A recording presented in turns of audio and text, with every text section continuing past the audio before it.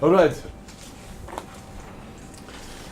So yesterday, as we went through the material, we started seeing that business has actually quite a few facets that we have to look at. And I would like to reiterate what I said a few times is we've got so many fields of business study, and you'll find that through your BCom journey that you might find later on as you progress it seems like certain things are repeated. It is purely because certain tools and techniques apply to more than one area in business management. And see it in the other context, because it does serve a purpose. But the benefit for you is then you already understand it and you can apply it better. Okay, you've all done activity 2, or would you like to do it again? Yes, please. Okay, so if we look at management in a general perspective, from a general perspective, we've got planning, organizing, leading, controlling. Now, and that applies to human resources, financial resources, physical resources, information resources. And now we claim that there is something like project management, and what is so unique about project management, it is also about, we have one step before it, called initiation, planning, organization and leading is implementation, and throughout implementation we have monitoring and controlling, and the only difference with the project is that it comes to an end. So we have closure. So what project management differs from general management is actually, it's a thin line, except that a project management has a start and an end date. And around that, a lot of techniques have been developed. And that actually, so what is project management about? Getting something done in a planned time. How does that differ from the operational function? We also do things not so. Yes. And we have to complete them timeously. The only difference is the activities we have may be repetitive. So we do it every day. We do not need to go through the initiation stage. But that is exactly where I disagree. Because what we should do when we work on our normal daily function is continuously question, are we doing this the best way? And not, are we doing this the right way according to the established red tape? Can we not improve the way we are doing it? And that's why I believe actually if you do project management, you can do business management. The only difference is you can get done with what you need to do. So don't see management as any hard and fast rule. See business management and all its facets as a way of doing something more effective towards better business performance.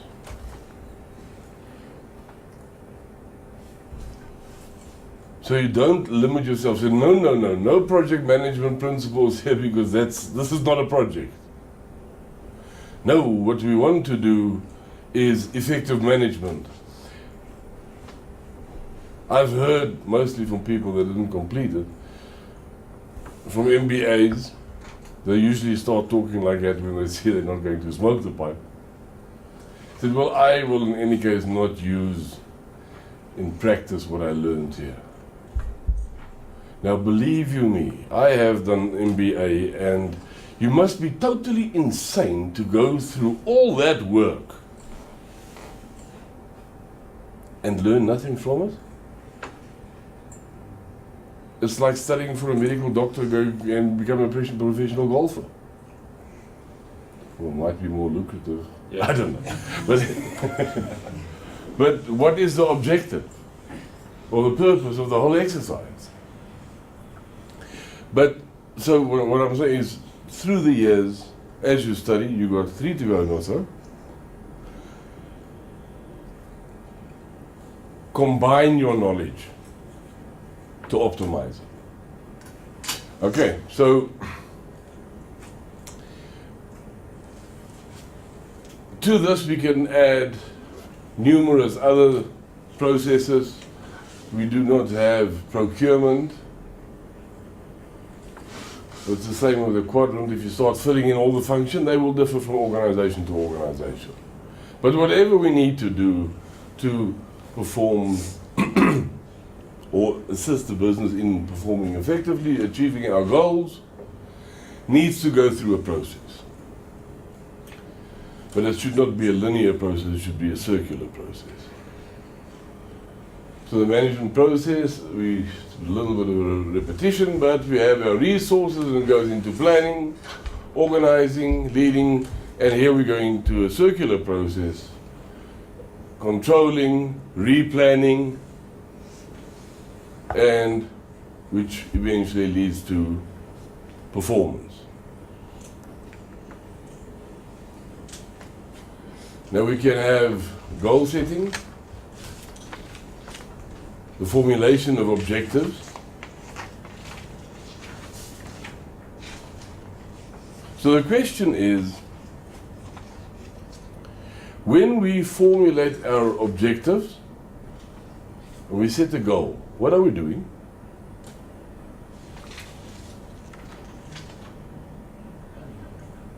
We're setting a target to achieve. We want to achieve something. Do we ever or never want to achieve it? We want to achieve it. There's no objective, there's no purpose in saying, well, okay, I am going to do this, but if I don't do it in my life, it also doesn't matter. Okay, at least you will be busy doing something. Okay, so if we have to do it by a certain time, that takes us back to managing a project. So that's where that combination comes in all the time. And we set a goal, we develop our plan, we implement it. Initiation, planning, implementation, we just don't close out. Closure, I don't like the term closure used in project management, because I don't know how many projects are really done just to be dumped there and never looked again. What is the life after the project? It's an operational function that needs to be reviewed. Now, if I am correct, if I try and remember correctly, Anglo-American's project life cycle is blue sky,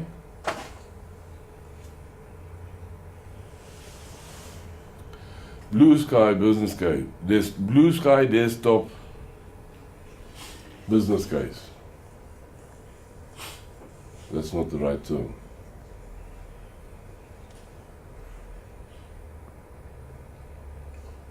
Feasibility, pre-feasibility, feasibility. I missed it somewhere. And then it's gets to feasibility, implementation, closure, post-closure. Okay? But what does that say? Instead of initiation, planning, implementation, closure. Blue sky says use your mind. Ideal. Blue skies or ideal. Perfect. No, is ideas can come from anywhere. And then you formulate it. Bring it in and shape it a bit, and then you look at the feasibility of it. Is there a business case? But it really sends a message, open up your mind and think, grasp ideas, and then we go to closure and post-closure, which I think is 18 months later, 18 months post-project. How is the project performing? Or how is the function performing? So we don't leave it there, run away, blame someone else. That is a continuity process, but it is a process that gets something done and delivered and turned over as an operational function. So that talks about a lot of integration, and that is what business management is all about. Because you may have your accountant and your personnel manager, which should actually be quite different personalities. Because it is often that people that work with figures are more withdrawn, isn't it so? So now, if I need to deal with people, does it help if I sit with a very withdrawn person? That really is not what you need in people's position. So, and then we go back to what we discussed yesterday, all these different characters and cultures that we have in the organization. Now we have the right, can start looking at what person fits in where to optimize the functional process in the organization. So from implementation we have to go and say, do reactive planning. Why do you think we'll do reactive planning and revision of goals? Brandon? We have just gone through the process of setting our goals. We planned it, we implemented it, now we revise it. I want to do it again in terms of just to make sure that we're actually getting to that target. Yes. Are we on track? Are we going in the direction of strategy? Are we going to make our goals? Have we done what we've done right? But even better, have we maybe done it so well that we can set higher goals? Why can that not be done?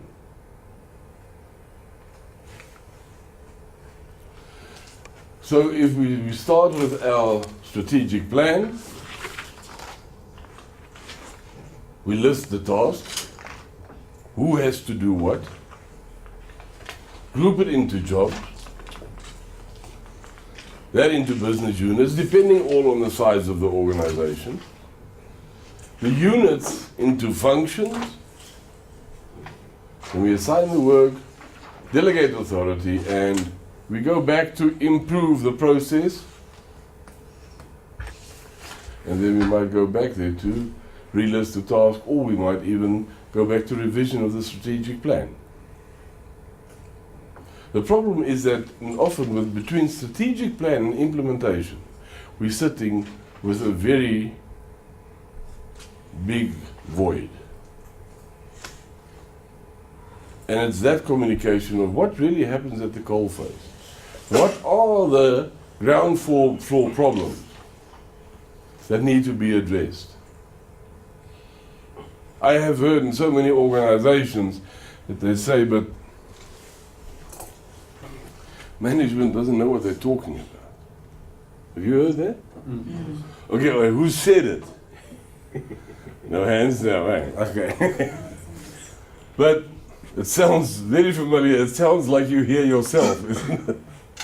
It is because of that communication void. What are the real problems you are faced with?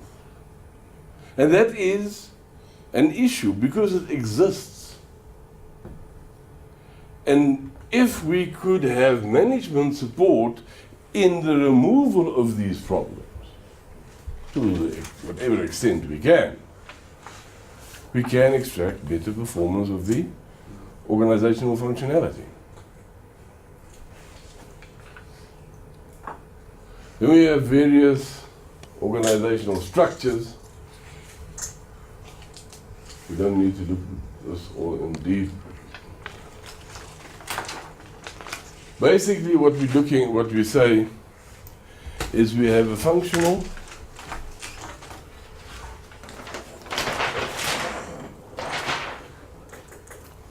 What do you think is a functional structure in an organization?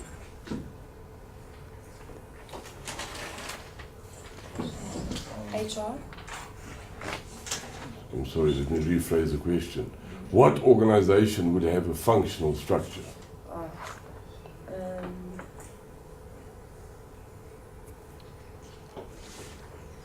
Typical. It has to have some functional structure, but IT company? The IT company?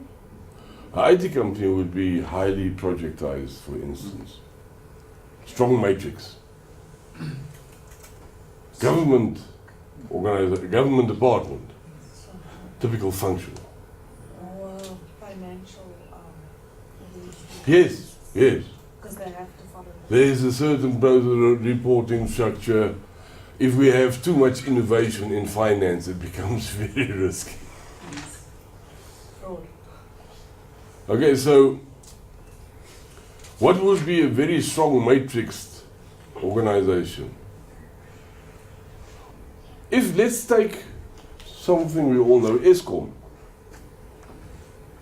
What do you think is ESCOM structure?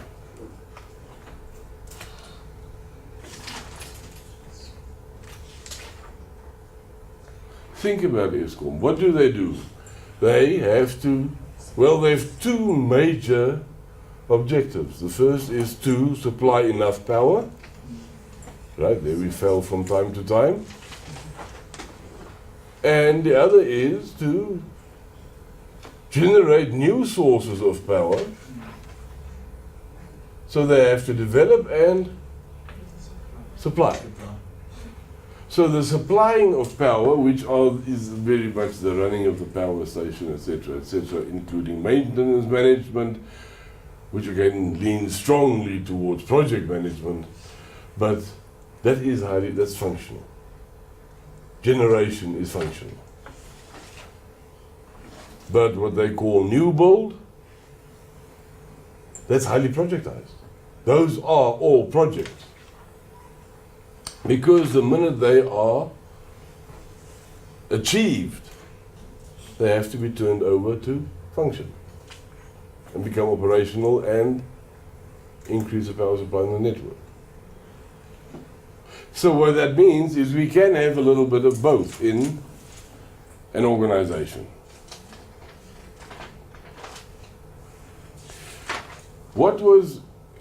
ESCOM is actually a very good example. What do you think was one of ESCOM's major challenges? When did we have the first power cuts? Was in 2008. 2008. And then suddenly, what did they have to do? They had to build something that generates more power. At that point in time, what was ESCOM?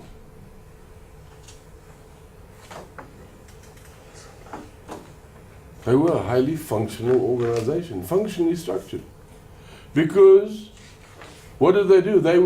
They actually mothballed some power stations. And they were focusing on generation. Now suddenly, you have a whole new world opening up in ESCOM that says, you know what, we must be functional, but also highly matrix. So you have to change the structure of an organization that employs 40,000 people. I think the only easy thing you can do with 40,000 people is at a rugby match to do a Mexican wave. And then they don't even all cooperate. But to change the whole organizational structure is an extremely big challenge. And then you have to roll it and do it effectively because the world is screaming.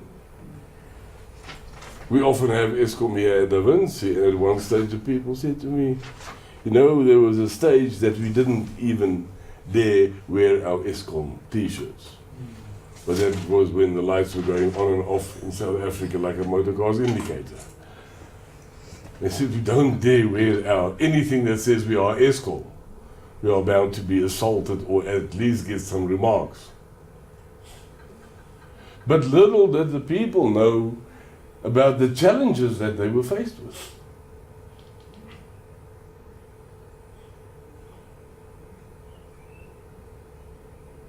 Lindy, is your organization where you work, do you think it's highly projectized or highly strong? The more geared for projects and change, the higher, the stronger the matrix. Weaker matrix leans more towards strictly functionality. Where would you say your organization is on the matrix? Stronger side, weaker side, middle? Probably stronger side of matrix, but with a bit of functional. Okay, and why do you say that? Well, matrix because definitely project-based and different teams working together towards one common goal. But also functional because of the different business units. Okay, so we have integrated project teams that also make use of the functionality of the organization. Yes. You see, and that's why we need to measure it. Because if function doesn't understand project, we're not going to go ahead. Takes us back to the integrated business matrix, business management matrix. Or quadrant at least, do we understand well enough that a project is not just another hindrance to my functionality, but it will improve the way this organization functions. In other words, an organization where we embrace change. And that is quite a challenge to get through. And the more we can integrate it through the organization, the easier it is to use of the existing functionalities of the organization to bring this change or improvement to be. Because remember what we looked at yesterday quite a few times is, when we want to change something, what do people do? There's resistance. No, I know what I'm doing. This works. So I'm going to do it that way. And we looked at the example of the computer, etc.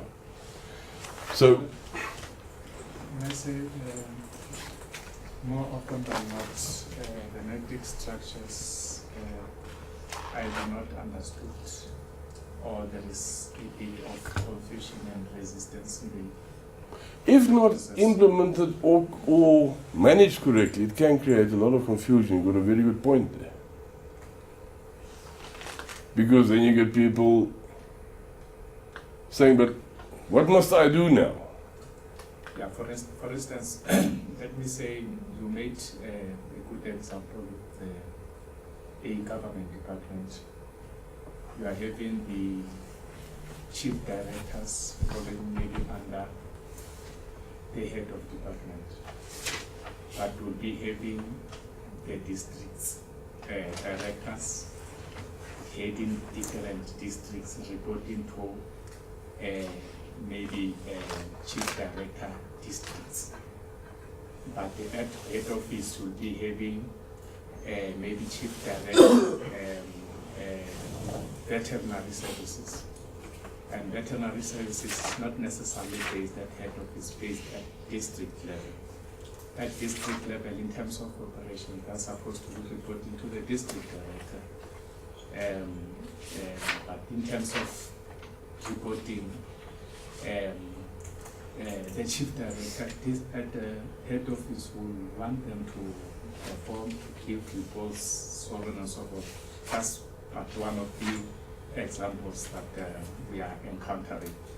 And you know, the issue of the reporting line and their functionality, I think in most cases they don't understand, and to them they see a matrix structure as a problem. A threat. A threat, yes. Yes, and that is often because the matrix structure is not structured effectively. And creates exactly what Tim was saying. It's actually as a result of confusion that's created. To who do I listen now? Because please let me keep my job, not so? And that, where do we go back to? Takes us back to communication. But as times develop, we need to change. And we have to adapt to that. I think a very good example of change and resistance to change. There was a Raymond Hill. He lived at around 1840. I didn't meet him personally. He was working for the Australian Commission, High Commission. And he came up with an idea. Now let's look at the 1840 world. There were a lot of things that we know now, actually take for granted, that were not even invented or understood at the time. And the postage system of the time worked as follows. If I wanted to send a letter to Bianca,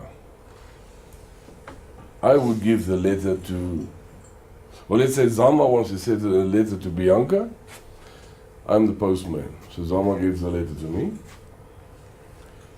and I take it to Bianca.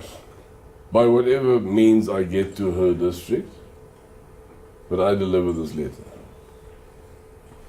And the moment I deliver the letter, she pays me for it. Because what would I do otherwise? Zama would give me the letter and the money. What happens to the letter? It goes to the dustbin, and the postman only drinks twice. Or what? Oh, rings. So that was a measure of control. The incentive is in the delivery of the letter. And it was very expensive. Postage. Now, if postage is very expensive, then it means only a few people can afford it. What was the problem? The populace was not really very much into writing and reading. And at the time they used to read the new laws from scrolls, and they were put up somewhere. You couldn't read, you had to get somebody that could read, especially if you weren't there when they read it out. There was not much internet at the time. So Raymond Hill said, you know what, we have to change the system. He said, why don't we make the postage payable by the sender? And we make it dirt cheap. So that the sender, if the postman throws a letter away, the sender will not be too upset about the money he or she has lost. But you would want your letter to get to its destination. And more people would send letters because it's now more affordable. Or you make use of postage. So now, and then he's reckoned that the money will be made up, there will be sufficient income as a result of the increased volumes. But now, look at what he proposed. Montombe gives me a letter. I have to get it somewhere. Now I must go find all people that need to send letters to optimize my business as postman. I must now find, where do you want to send the letter to? Lagos. Lagos. Now I must go around and find people that want to send letters to Lagos, so that I at least optimize my income. Or else I can say, bring me all your letters that you want to send at a cheap price. What happens? I get the whole lot and I can sort out. There's Lagos. I'm going there next month, first week. I've been there before. They bend their motorbikes hand. Have you been there? The motorbike handles that they bend, they ride the motorbikes like this so you can squeeze between the cars. It's quite an adventure to drive around Lagos. So now I can sort, this must go to Lagos, that must go to Abuja, and that must go to Nairobi, and that must go to Cairo, wherever. So I actually, he was quite correct in the whole management system would have been approved. So if we think about it analytically, it was not a bad idea, not so? Nevertheless, but then you must remember as well, at the time the world was still quite primitive. People believed diseases were airborne. The fact that the River Thames smelled to high heaven, or stank to high heaven, and carcasses were drifting in the river, it never occurred to them that we might actually not feel too happy after we drink this water. And that's when the big cholera outbreaks happened and what have you. So it was in the industrial age, but still very basic. Interesting things were done. Somebody developed a flushing toilet, but they never implemented the sewage system. So all this, it's easy, flush it into the Thames. So you can imagine that, I think at the time, the engineer that built London's sewage system, his surname was Bisalgate. He did a test and he dropped this inch by inch piece of paper into the River Thames, and he reckoned before it was an inch deep, you couldn't see it anymore. That's very dirty water. And then suddenly they found out that where Bisalgate implemented his new, or built his new sewage systems, when there was a cholera outbreak, it didn't happen there. And that's how they started discovering, but you know what, actually there is maybe some disease in this dirty water. And that was the time that this guy, Raymond Hill, said, let's look at a new postage system. I mean, really, we're sitting with a cholera outbreak. It took him 10 years, but every year he presented the idea to the House of Lords. After 10 years, they said, all right, we'll give it a go.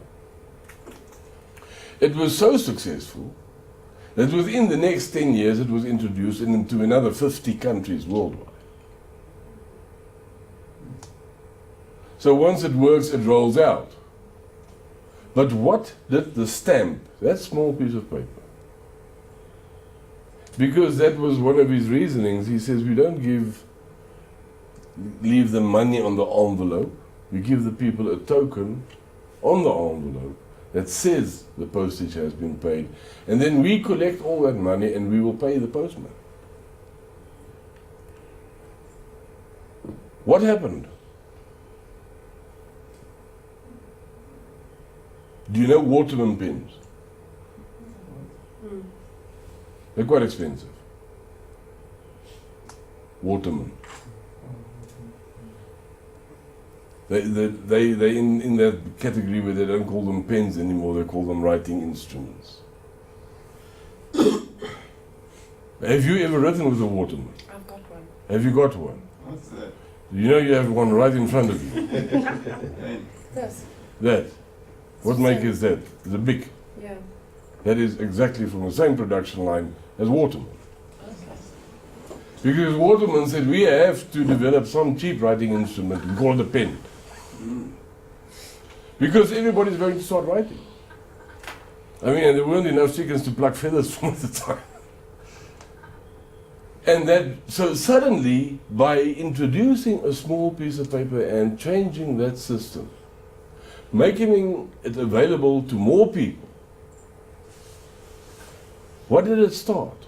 It actually started a global education system, because people said, you know what? I also want to read and write now, because I can do something with it. And now we could start increasing communication much better, because we could, and then immediately people said that now we need a photocopier, then we don't need to write so much. So it actually changed the whole world we live in, and it's unchallenged for, what was the first real challenge to postage was about 150 years later, when the fax machine was introduced. And that was, I went to a demonstration. I was around when the fax machine was introduced. And they showed us that we take this drawing in this office and we send it to the next. And the one person that went with us couldn't believe that this document went through this wire. So they actually picked the machine up to see if they hit anything underneath. And that was the fax. That specific company, the owner of the company's name, the name of the company was Fast Fax. This person worked for Nashua, and the fax was introduced to the world. How do you sell the first fax machine in South Africa? That's an interesting challenge, eh? Because what does that person say to you? To who do I send this fax? Not so?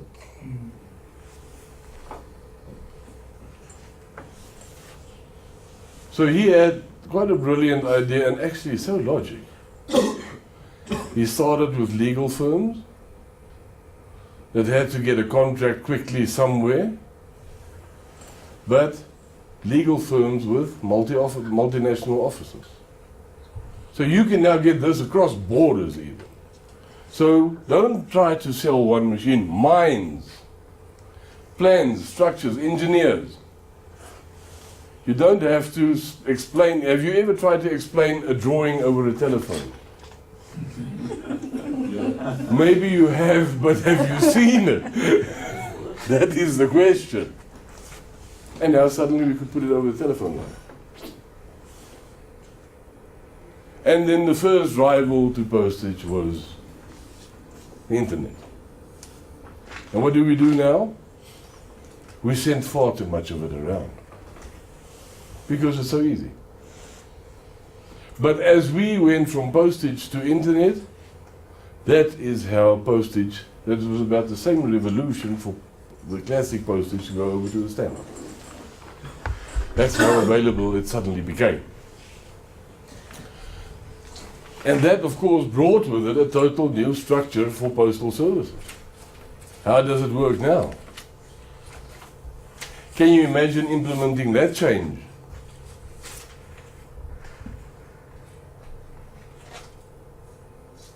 Quite a challenge, not so? Okay, so the structure of the organization very much tells us how geared are we to face and implement this new thing called change to improve our operational function.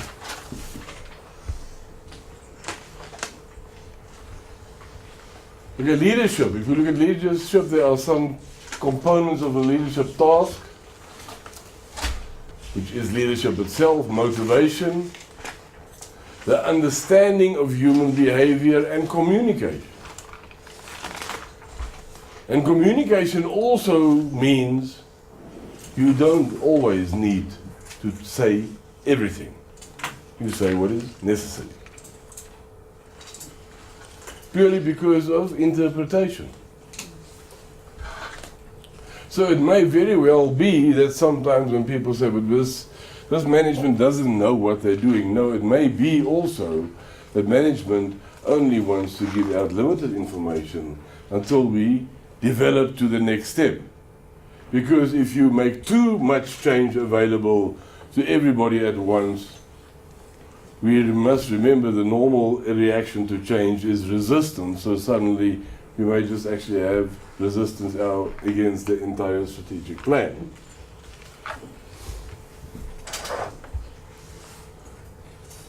And we enable to manage, and by leading we influence the behavior of subordinates to achieve the goal willingly, to go along with it, and directing activities of subordinates to achieve these goals. But willingness only comes when you have convinced somebody that this is worth the while, not so. Then there are some leadership styles.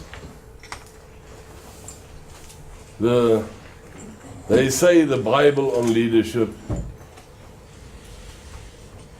the book's name is, what do you think is the book's title? It is Leadership. By Besson Stockdale, I think it's about 1,500 pages, is about that thick. They extensively discuss all kinds of leadership styles. Now, why would you want to know so much about leadership styles? So you can understand a leader. That you are quite close to it, understand what leader you need in different situations. What happened to Winston Churchill after World War II? He wasn't able to. He was voted out. Because his leadership was excellent in wartime, but not in recovery time. Okay, and then he did have the tendency to be quite thirsty, but but he was not the right leader for a recovering country. But he was an excellent war leader. But let's look at a leader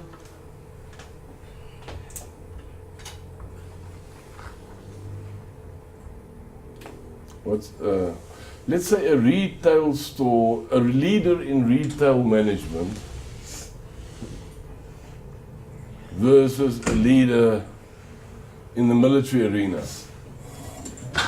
Do you think the same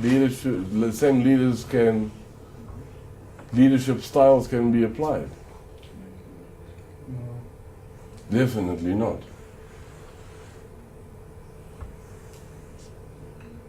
It's like having unions in the army.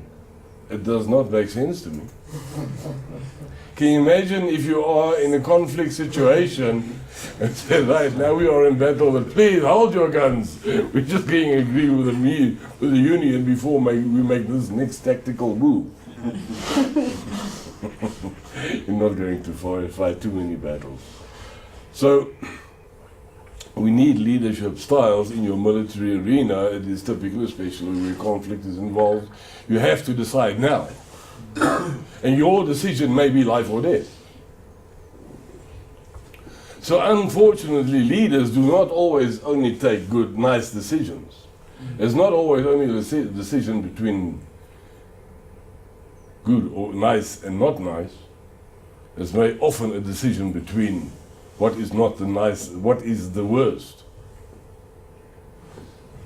And it was Churchill had to take the decision. They just broken the Enigma code, I think it was, the German radio code in World War II. Now that had taken them 2 years. In 2 years in a world war, a lot of people tend to die. They die. But once they'd broken the code, they figured out that the Germans were about to bomb a certain town in the UK, The name slipped my mind. Now they had a choice. They also picked up that the Germans were very suspicious about whether the Enigma code has been broken.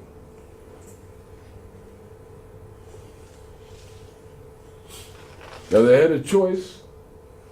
They could evacuate the town and the bombing raid would take place over an unoccupied town. But then the likelihood that the Germans would know that the Enigma code was broken was very high. But by not evacuating the town, about 30,000 people would die. But if so we evacuate, we save 30,000 people, but then they may very well know that the Enigma code has been broken. That might mean that the war can go on a year or two longer. Or we let it happen and we let the bombing go on, 30,000 people die, and we hope the war ends earlier. What would your decision be, Lama? 30,000 people die now, and maybe you end the war earlier, or you say 30,000 people now, but you might have a prolonged war. Just to end the war earlier. You end the war. To save lives. But you can't save 30,000 lives right now. You're going to go sleep tonight. What would you do? I would save the lives now, evacuate, and just do it discreetly, so that they don't really know you've evacuated. Put your socks on. What would you do? I'd save the lives. Save the lives? Save the people? Save? Then? I wouldn't say that. Wouldn't save it. Well, Bomb. I think there's a number of variables that you have to look into. But you have to decide tonight. Now. Yes, I understand that, but I think it will also depend on my experience as a leader, in war itself. And you've got to look at the possibilities of saying, for an example,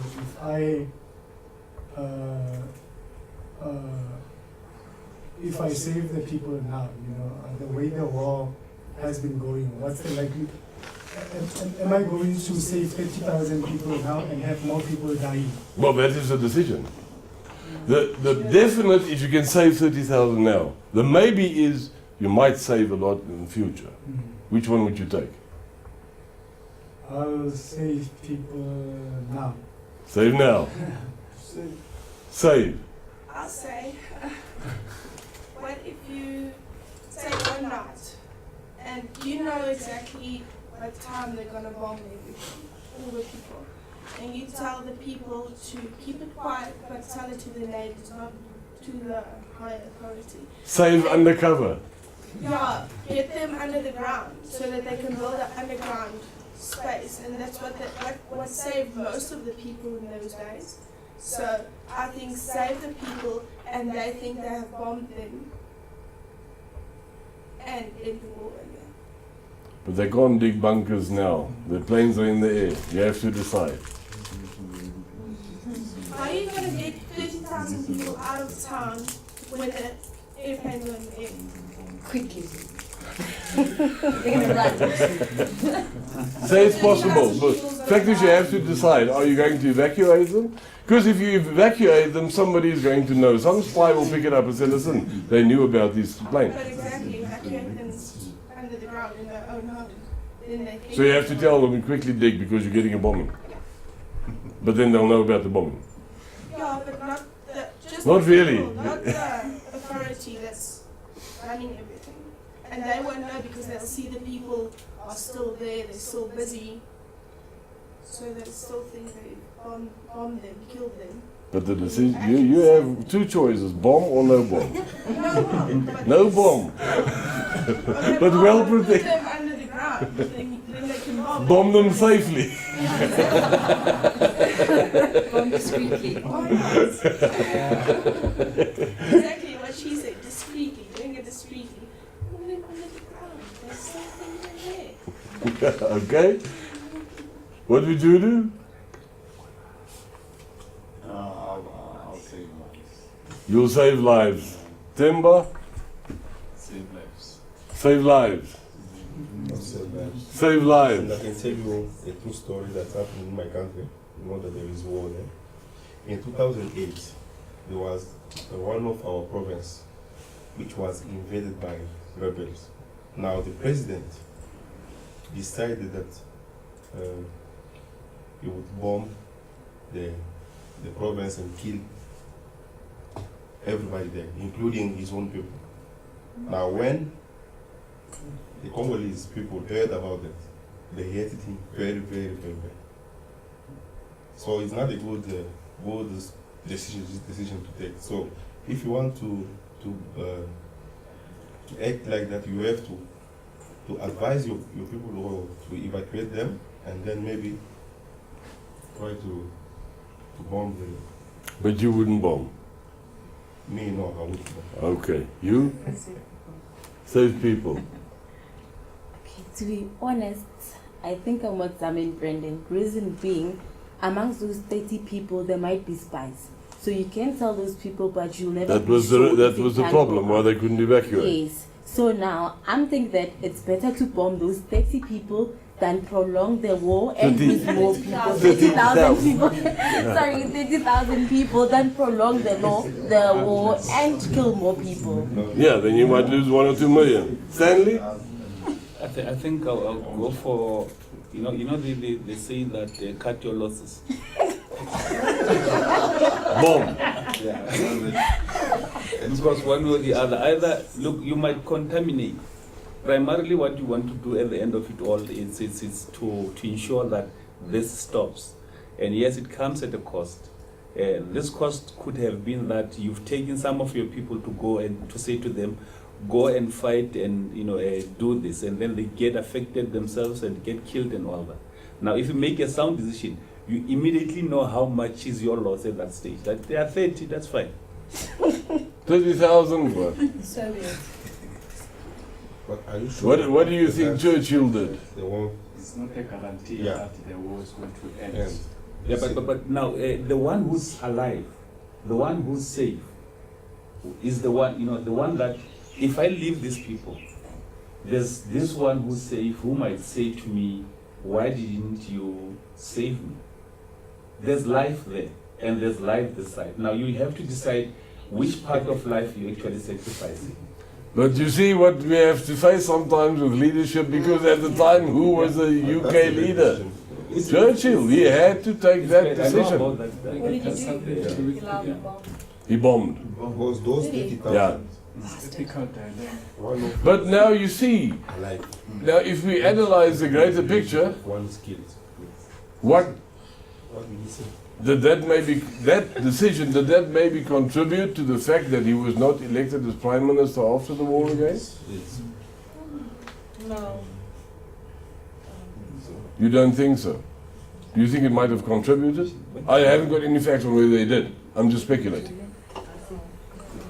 So it could.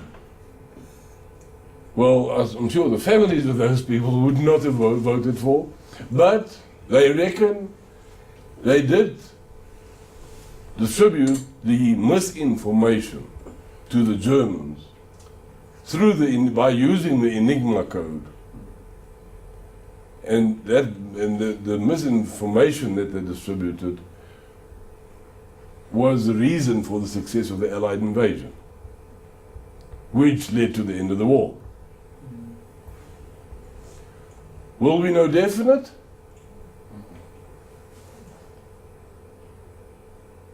Did he have to take a decision?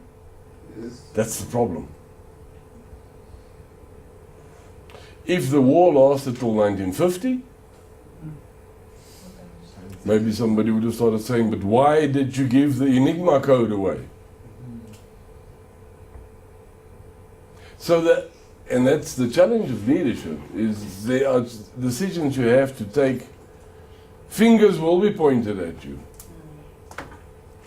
But if we don't take a decision and go on, we're going to sit forever without a decision. and then we do nothing. And what is the greatest risk of all? Sending soldiers to coup. Is? Sending soldiers to Central African Republic. That is very risky, yes. But the greatest risk of all is not taking any risk. Decision, yeah. Okay, so when we look at leadership, it's leadership, not friendship. Okay, the leader directs and there is no subordinate participation in decision making. If Churchill asked this class to vote for his decision, the war may have been quite long. Or they would have needed a lot of space to dig bunkers for money quickly. Supporters, the leadership is friendly and is interested in subordinates as people. Did I tell you about Raymond Ackerman? Knows the name of every employee when he walks into a store. He calls every employee by name. And he remembers Raymond Ackerman, the Pick and Pay. And if you had some sickness or a child or a birthday or something last time, he will walk up to you and say, Sasha, how was your birthday party last time? That's quite a memory. But what does that breed? You know, the big boss remembered something about me. I mean, look how ridiculous people get on Facebook. I'm brushing my teeth. Chick, chick, chick. Event of the day. Just please know, why is Facebook so successful? And please know, I am. Here I am too. I mean, that idea of friends, having friends, how many friends do you have? What a psychological winner. I got so many friends. Oh, I'm 10 behind. Network, more friends. Until it goes totally out of proportion. I still don't have Facebook. I don't want Facebook. So, It's a good tool. mm, It's a very good tool. To promote yourself. yes, I let Facebook be used, but I don't let Facebook get into my life. So the leader is interested in subordinates as people by building interpersonal relationships and creating a supportive work environment. The leader seeks to achieve the best performance from a subordinate. Now that's easy to say. But remember what we just said about this leader. This leader has to take decisions that will not be welcomed by everybody in the organization. Between us and the class, we have 4 bombers, and the rest are non-bombers. So Churchill's decision does not rest very well in this class. But there still, in a supportive management style, you don't necessarily take position. As leader, It's a collective. You make. Remember that primarily you're using motivational base as your own platform to say now that our profit has a problem, how best can we improve profit? Because do we need to cut? Do we need to do this? Do we need to do this? So that in itself. now of course that's why we have boards of directors, etc., etc. I mean, even the African principle is that we discuss something, but once a decision has been taken, Yes. which is typically the head man that took the decision, then everybody follows it. So that proves that we have to get to some point of a decision Yes. to But do now something. that decision of supportive management, it's based on motivation. It is that Yes, decision is that- motivated. That is, it starts from somewhere, motivated to you that we ask you, the leader, to cut 20 of us. It's a motivational style of. Well, that doesn't sound like the unions now. Please cut with Anglo-American. Now remember that unions, they have their own objective to Of course. maximize income. But that is a problem. So now you have union leadership versus that needs a different, rather thick-skinned leader. Because they have to take a lot of flack. And also say things that they themselves know are not really economically very viable. It's none of their business. Exactly, because they have to perform another function. Remember, Labour has an interest in that. They say, I sell you this, you give me this. And They are not called labor for nothing. They are not called economics. Yes. So in other words, the supportive leadership sounds very soft than the directive one. Yes. So a directive leadership sounds like a dictator. So someone who dictates what should be done. How do you take the best decision as leader? You don't dictate. Yeah, You being informed, not so. Well, yeah, it's mainly based. Knowing what happens in the world around you. Now, your subordinates may not be as well informed as you. So the leader may take a decision that does not sound right, and that cannot be decided or very much influenced by the subordinates because they are not well enough informed. So we remain with the challenge in leadership that we have to take decisions that are not always welcome. And even if it is supported, it will not be welcomed by all. If you, like you said, now if we say 20 have to go, the 20 that eventually go won't be very happy. Yeah, but the impact of the decision itself would not necessarily affect the operation in a sense that when, you know, who's this guy? Mugabe, I mean, Hitler, the directive one. You know, when they take that decision, they say, this is what I do, and if it hits back on management, and then it affects the entire, you know, the functions thereof. But in fact, supportive management overacts all this. All this falls, even directive management falls under supportive. All of them would fall under supportive management at one stage or the other. But that would be on the basis of people saying, yes, at this time we've agreed on this policy. It's us who said this policy should be done. That's why you have different leadership styles. Yes. Because Churchill couldn't go to anybody. He had his war council. He had to decide what he decided would be done. That's political. That is. No, that's war and leadership.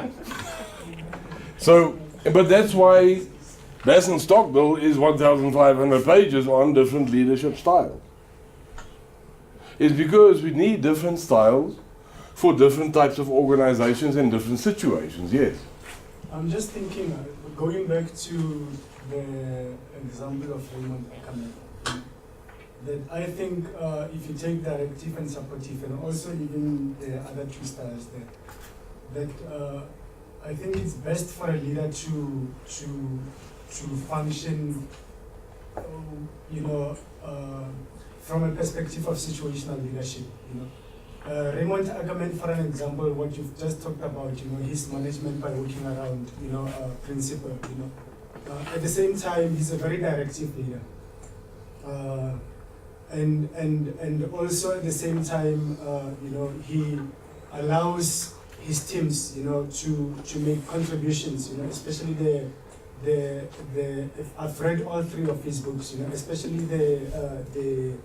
the senior executives, you know, he's got a participatory element, you know, and that also to a certain extent goes down through the organization. That's why even there is a lot of buy-in from the bottom of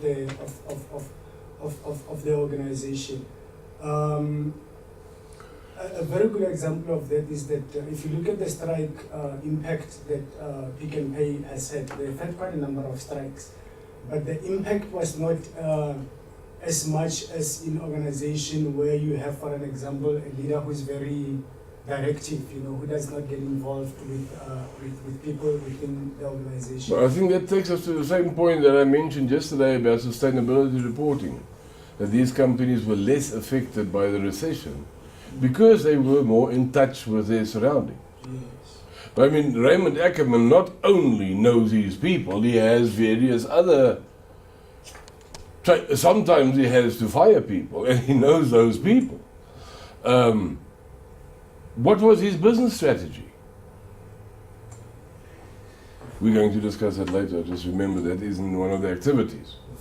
Yeah, but The 4 legs of the table, yes, but so whoever in whoever's team you'll be allocated will be quite... I look forward to your response to the activity. We won that. So you see, But I'll be with you in a second. But what did he had when the JSE said companies must show their income statements? Who put up the most resistance? And that is all transparency. Is Raymond Ackerman too, because he's a businessman. And he had managed to create the impression with the public that his markup is between 3 and 5%. But the cash flow statement would show that to be not true. So somebody might figure out that he has not been explaining exactly what is the real situation. But that is part of strategy. But we'll talk more about Raymond a bit later on. Yes, Stanley. I was saying, you know, I think the other thing, irrespective of how you might still be as a manager, but the environment itself, or who does actually handle that position, you know, that strategy is important. I mean, the how are you type of an approach to a person who's holding a drill in the middle of the road, you know, sweating and all that, would say it's a high for that moment. When you pass, there's a big weight coming following you, you know, that, you know, your Raymond Ackerman's situation is based within the industry that is welcoming such behavioral pattern. When you move to other industries and or environments where that might also be perceived as, yes, what does he want here? You know, it's But that again takes us to the point we have different styles of leadership. And you cannot, for instance, how well do you think Virgin would function if it suddenly has to be run by Jack Welch? Would be a lot of collapse. Yeah. And how would General Electric suddenly function if Richard Branson took over? That in itself could be quite an interesting scenario, because they really wouldn't know what to do for a while. But that's why we have, and that is the challenge of business management. We have organizational cultures, and it's the same in politics. Why does politics remain so unstable? Is because the minute Zuma goes out, somebody else comes in, what do? They put their support base in key positions. So now you have new leaders, new cultures, new views in organizations which are government departments, and you need that adjustment.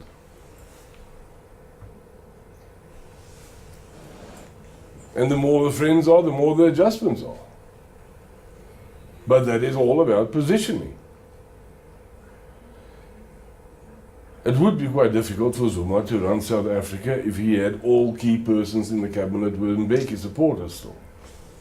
Not so? Plus all other motives, but you need some understanding and the support base.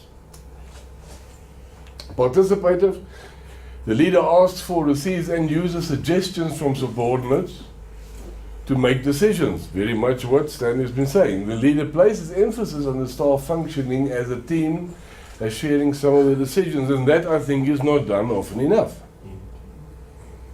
Because I think leaders can learn a lot about what happens at the coalface.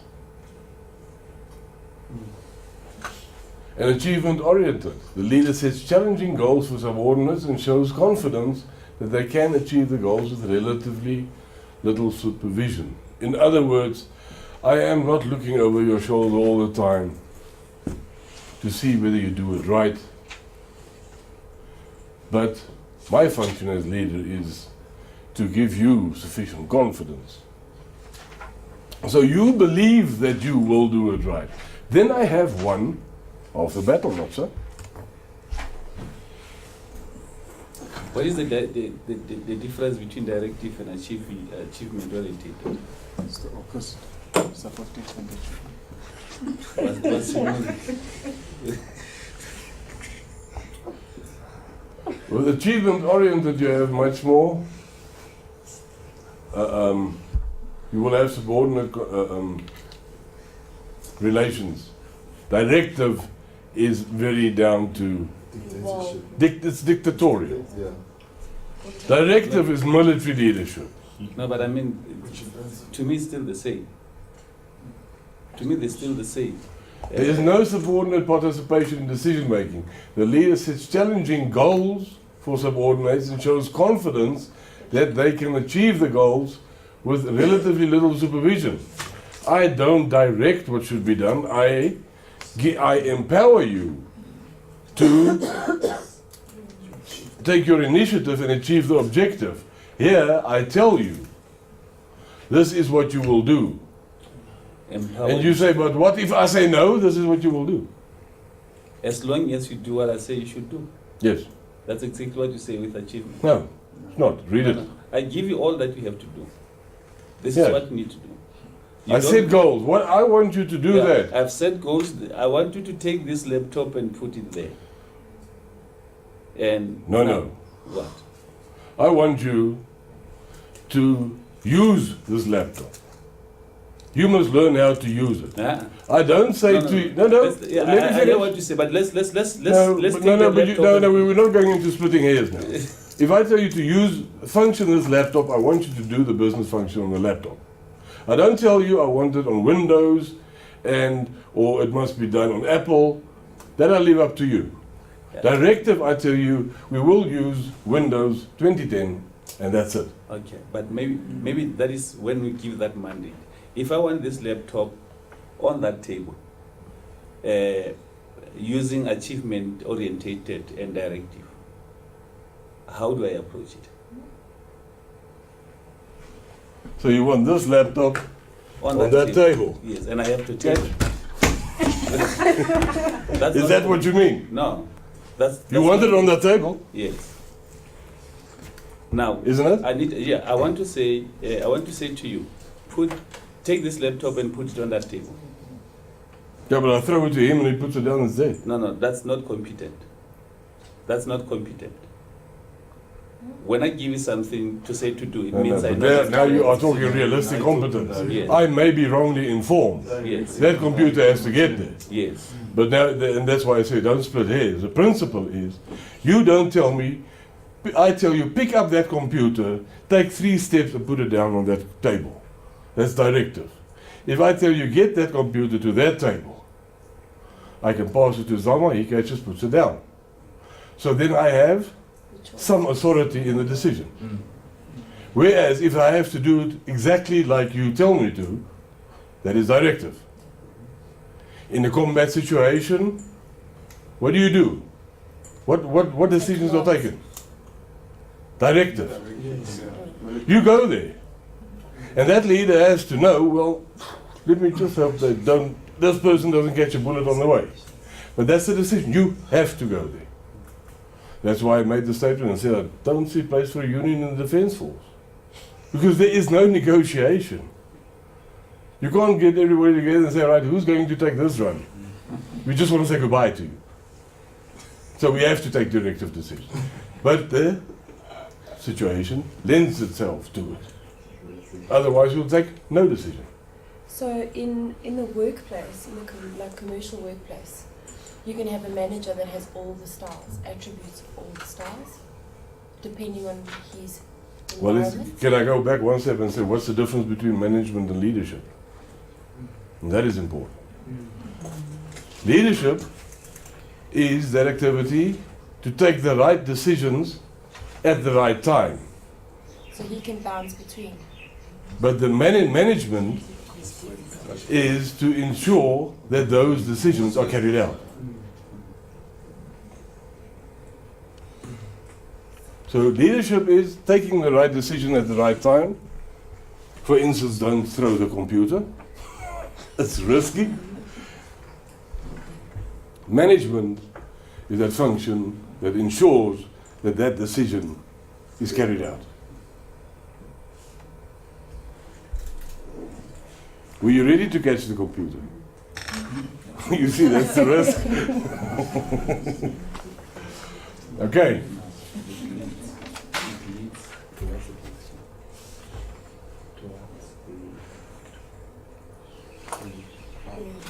Sorry, I'm just interested, maybe I missed that part. So what happened with Churchill? Did he let those 30 people die? Yes, he went on with the bombing. So maybe, but like you said, But whether the fact that he was removed after could be that because of that or otherwise. well, it's speculative. There could be, I mean, there might have been some votes against him because my brother was there and he let it happen. Yeah. That's the But the point is why I use the example is you don't, sometimes decisions are not nice. But you know what's interesting about decision making and being a leader is that only when things don't go right, then you get short edge or whatever. But the minute you make good decisions, very few people. If the outcome works out, then that is a leader. People come to you and say, you know what, that was a good decision or whatever. But you see, that, and I'm glad you mentioned that because that is also one. That's one trait of leadership. You must have the guts to take the decision, and you live with it. Yeah, you know the problem that we mostly have, which is exactly that at what stage do we apportion blame to leadership or leaders? To quite an extent. To me, you know, there's this thing that people are human, but these human have to be placed in accordance with their own abilities and convictions. We can't say the person who decides to be a priest when he's sin and then he say, no, he's human, he's fallible to mistakes.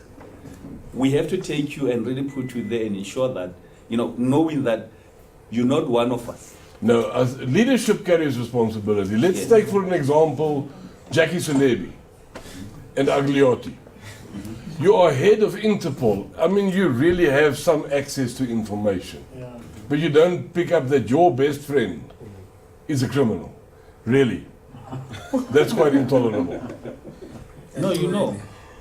You know. And you're managing it outside. It's something that is out there. You know, you have to know. Yeah. And it's should you, important. as a leader, should he have been seen engaging himself in such friendships? No. And that is leadership responsibility. It's the same as now this whole Gupta saga. We know how there's been in the papers a friendship between Zuma and Gupta. I think it went far too far.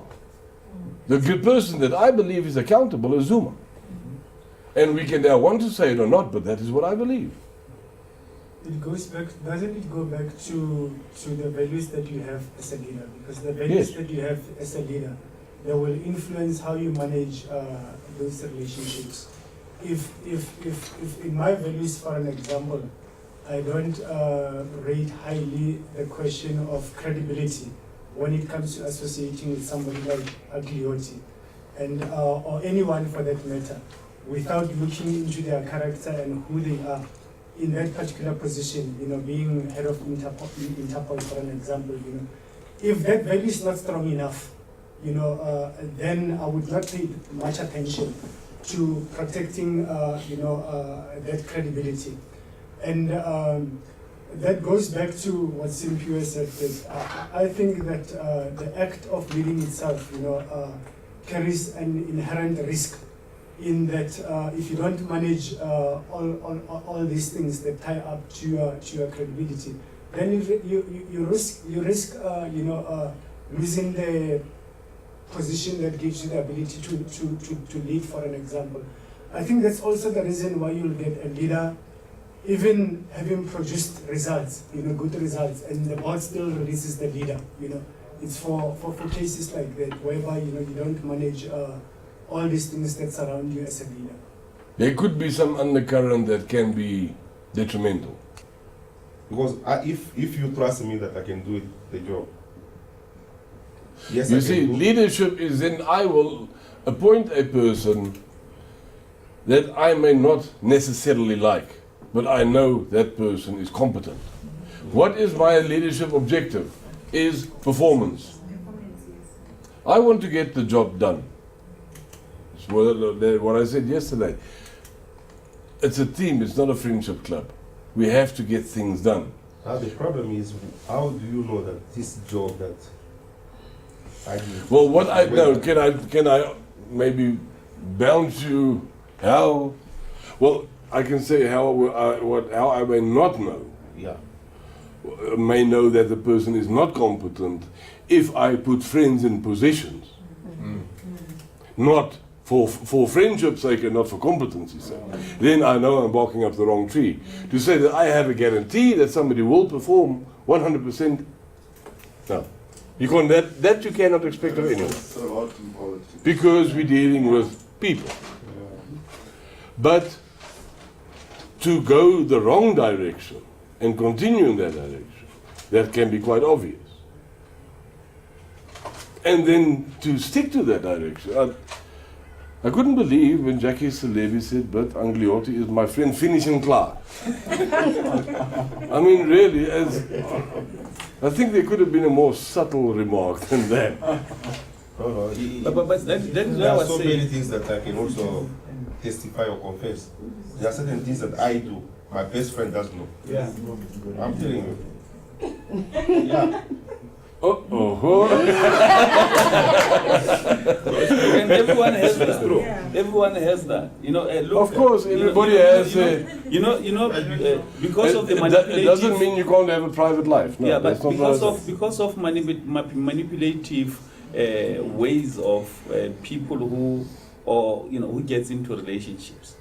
I might make a friends with you, and you don't know where I come from. Then you realize, okay, it's this guy and all that. And because of what I bring as a friend also into whatever that, I mean, at the Interpol level and all that, I'm an international criminal myself. I have my own relationships and networks and all that. And you bound that at one stage they should, there's how people link. I mean, there are a lot of detectives who are friends with criminals, hardcore criminals, to actually use them But for the advantage. that is to achieve your objective. If Yeah. you are in Celebi's position and you are receiving illegal money, you must maybe just, strategically it would have been wise, you know what, if this guy's bubble bursts and I am involved, what will it do to us? So even to strategically, to be a leader in accepting bribes, just do that a bit more professional. That's basically, but in any case, you got 5 minutes left for tea, but I'm glad the discussion is interesting.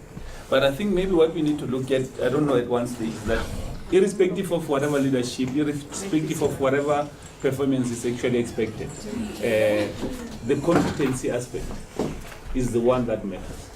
Oh, of course. It's the one that matters because it borders with, based on what he was saying, that you can't say, I want to do this. You can't take a decision without expecting anything, without knowing what is it exactly to expect from that. Exactly, but it's similar to what we said yesterday, that if we take a strategic decision in the organization, on what can it be based on now? Yes. Functional capability. Yes. So that is competence. Yes.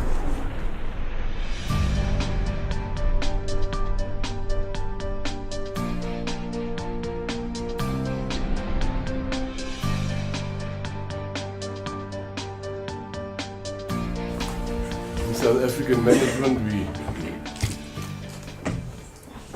have to some degree also have a lot of indecisiveness. Yesterday we spoke about the South African disease of stealing business.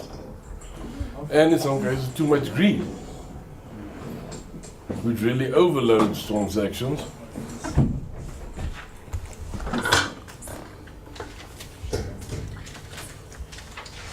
And then the next question is, discuss a business that you would like to manage.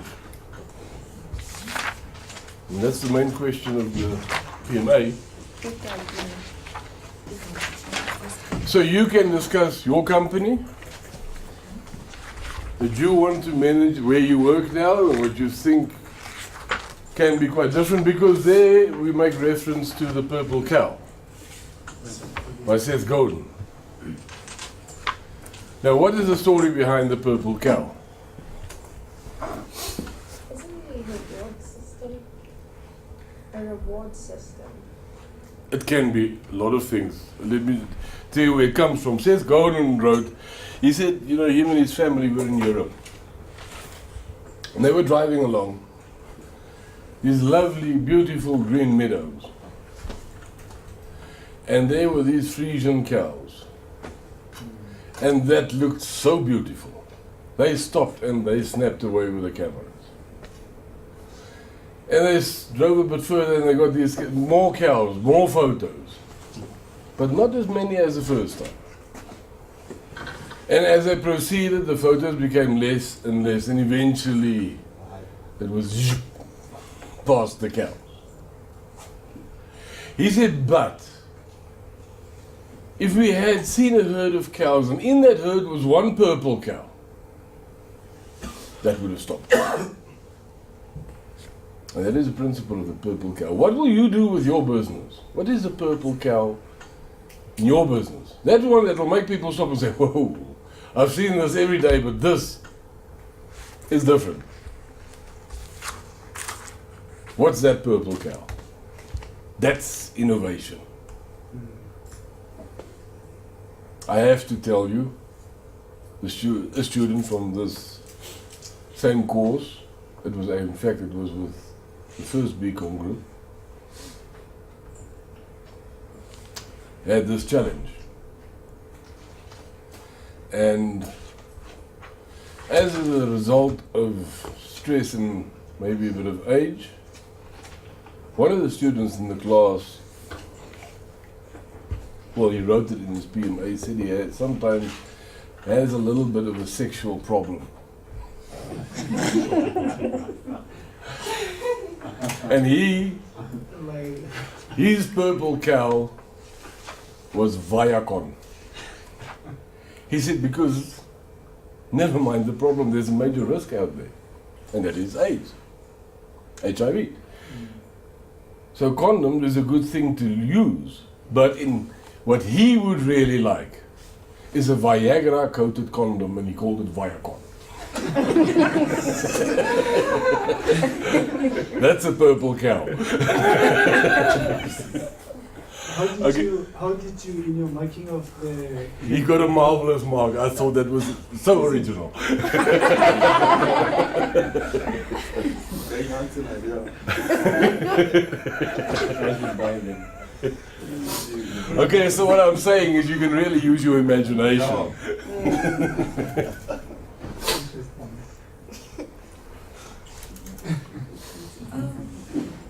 I just have a quick question, sorry. Initially, Vinny mentioned that we have to use our work-based challenge as our topic throughout the year, that we constantly reference. Will this also, will the assignment... Please do. I've said it yesterday or day before yesterday to the statistics class. When you do statistics, you have to go do work-based research. Do it so you can put it straight into your work-based challenge. Let it aid that challenge. Make it work once. You want to start your own business, use that to do a survey to see where you may pick up something that you must consider in your business. You need to interview 10 people, you can interview a lot more. So when you make the effort,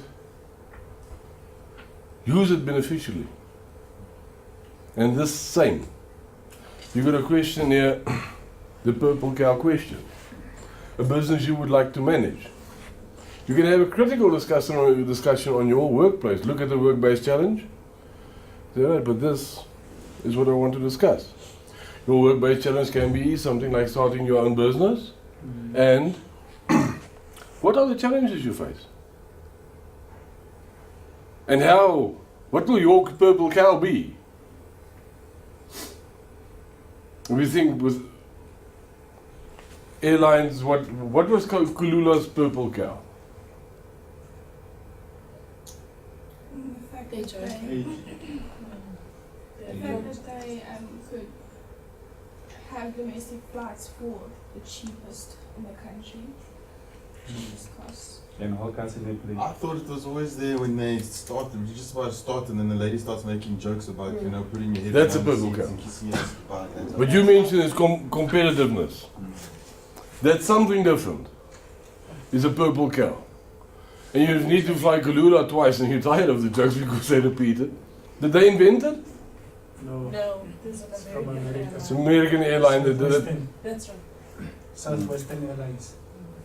Southwestern Airlines did it long before. I mean, I think you can actually, there's a page on the internet where their jokes are. Yeah. And what do you read? The same. You think you sit in Kulula. Yeah. So, but that is typically doing something different. But except for the fact that if you're on the plane already, they make the jokes, and that's the purple cow. What makes them the purple cow if you have to choose between a few airlines to fly? Well, why I say no, that is a purple cow. A purple cow is I get off the plane here. That was quite amusing, something different. Now maybe somebody said that also needs to fly. Says, well, let me just go here. What is that different thing? So there can be other purple cows. Be very careful, and that's something I fully agree with. Of just pricing, because remember, if price wars means you're giving up profit.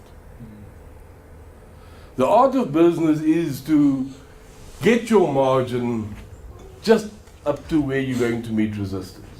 So you optimize your profit. And killing other competitors as well. While you can look at the cell phone industry.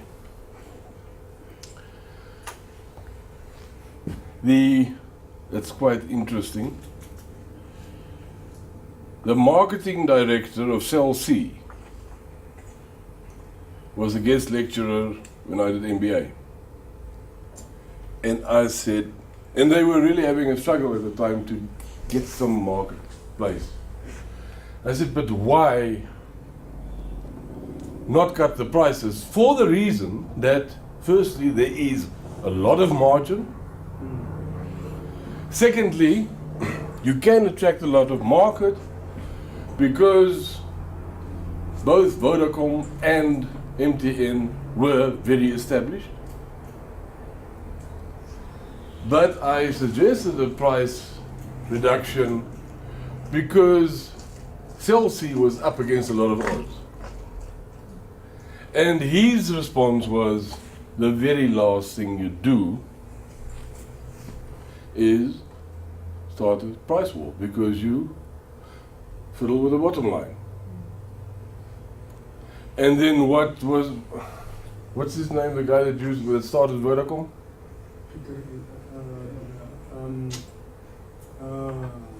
He shares the same name with his son.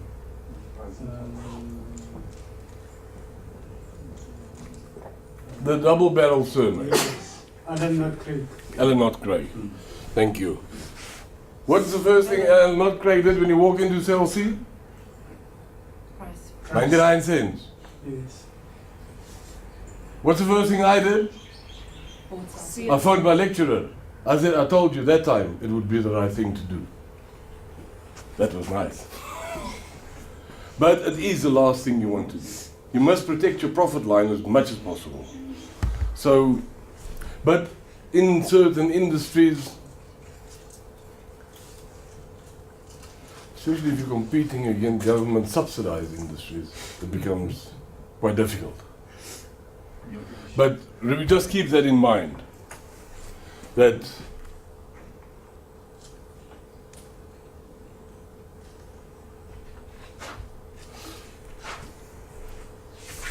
my business, we are the global partner for 10-step sub-Saharan Africa.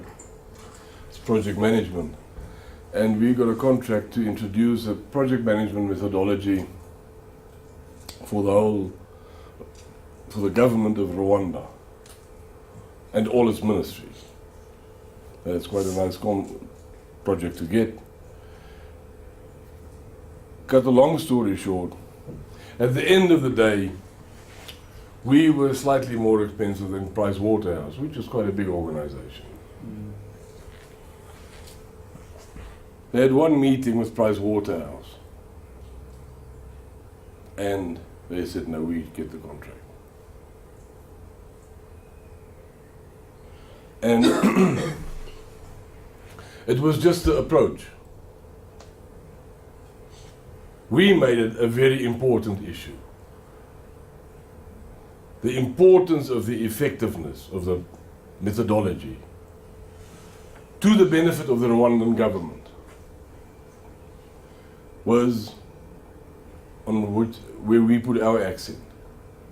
Pricewaterhouse put their accent on, we've done this, we do this so much, it's really easy. That's not what they want to do. So you were like basically customizing it for them. Our approach was, these people are much more interested in what we need here. And then I said to them, they can look at my passport, I was born in Kapgai in Rwanda. I don't know if that helped. But in any case, so, and it was quite interesting actually. We worked with a guy, George Katorebe. It's one of the most dynamic people I've met in a very long time. It was really a pleasure working with him. I think Pricewaterhouse was quite relieved they got out of that. Any case, but so that was just an angle that we took that was right. So what was our purple cow to them may not have been a purple cow to someone else. Might have been a brown cow. Somebody that maybe wanted to hear, no, you know what? I like big. But we were small, but we were big because 10-step is in 20 different languages in 50 countries around the world. It's big. But not as big as Pricewaterhouse in terms of. So we could play it a little bit in all directions, but we played it right. Okay, now, if we look at management levels, we have first line managers, which will typically supervise general staff. Middle management supervising the first line managers.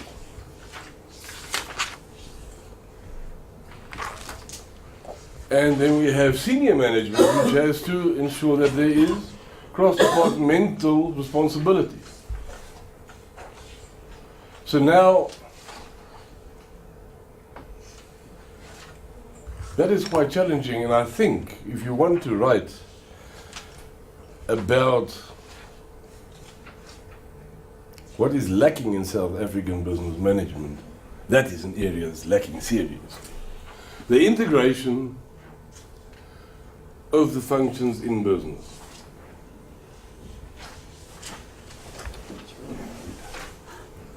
I always found it strange in the Defence Force.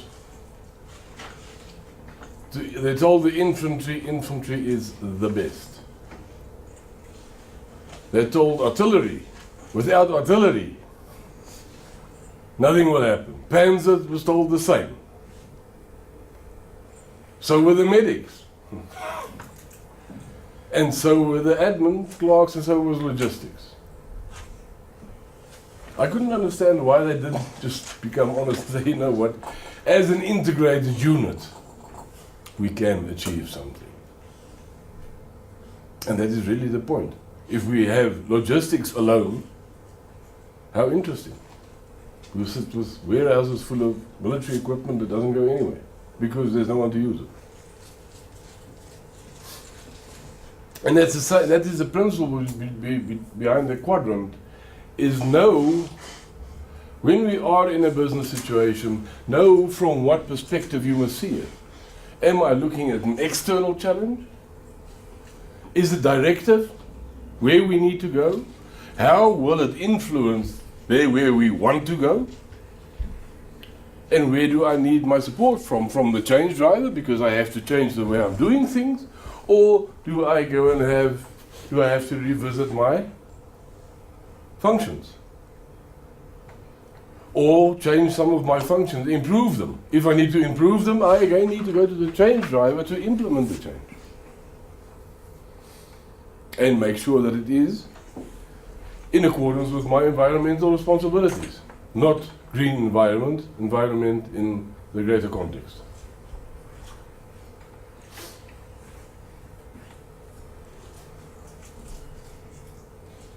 And it's very important that you are very clear on the roles and responsibilities of these managers.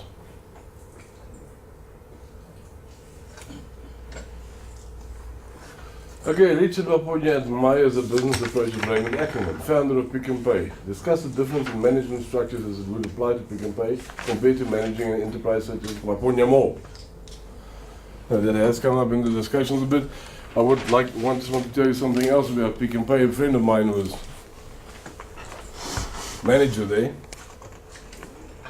quite a few years ago, and have you seen the consumer advisors at Pick n Pay? The ladies with the red jackets. I don't know if they are still there. But at that time, every Pick n Pay had a consumer advisor. And they had meetings, and I said, I'd like to hear what they discuss. So comes the consumer committee meeting. Every Pick n Pay had, at the time, had a consumer committee. And I think that was absolutely clever. And once a month the consumer committee meets. No, or was it a week? Doesn't matter. Once they meet, and then they get cookies and tea, and these are all elderly ladies. And they poked their hearts out. And I said, you know, if you're going to do something about all of this, I would like to see how you do this.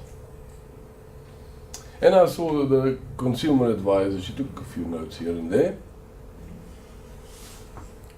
And then on the other hand, she did a lot of writing. And I said to her afterwards,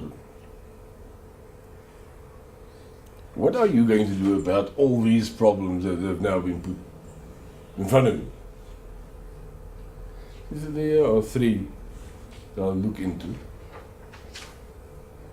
The rest we discard. They'll come up again sometime.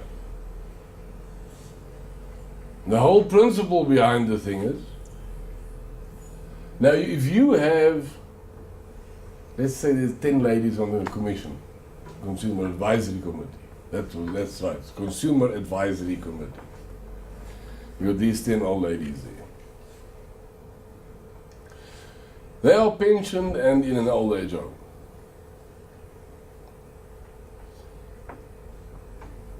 If something goes wrong at Pick n Pay, what happens to that event? Everybody is told about it. Also, because there's not much else to do. So the Pick n Pay's approach was, you know what? Let's rather get the stories told to us than told to potential clients. So they get these old ladies together once a month, and they get cookies and tea. They are now Pick n Pay consumer advisors. What do they tell the world now? They tell the world, if you have a problem at Pick n Pay, you come to me. I advise Pick n Pay. And we had this meeting today. There were these problems that we discussed. We really gave them a hard time. And I'm telling you, if it wasn't for that consumer advisor and permanently employed, they wouldn't have had work. But isn't that an excellent strategy? So what does this consumer advisor do? They actually invite people to go and shop at Pick n Pay. Because I am your voice then, if you have a problem. So off goes the old age home. We have protection at Pick n Pay, we go to Pick n Pay. And the story doesn't go out because, now we're in the advisory committee. Concerned. We have an ear there. We don't have to tell the world. We'd rather tell the world we're advisors. Raymond Ackerman. Yes, we advisors to Raymond Ackerman. Let them think and have an image, whatever they want. The objective is keep your customer. And the same with Raymond Ackerman. What was his strategy? And we'll continue in the groups now, but just to get you going in some direction. What was Raymond Ackerman's strategy? What is his image? If you think of Raymond Ackerman, what? If you had to give him a title, Mr. What? Mr. What was Raymond Ackerman?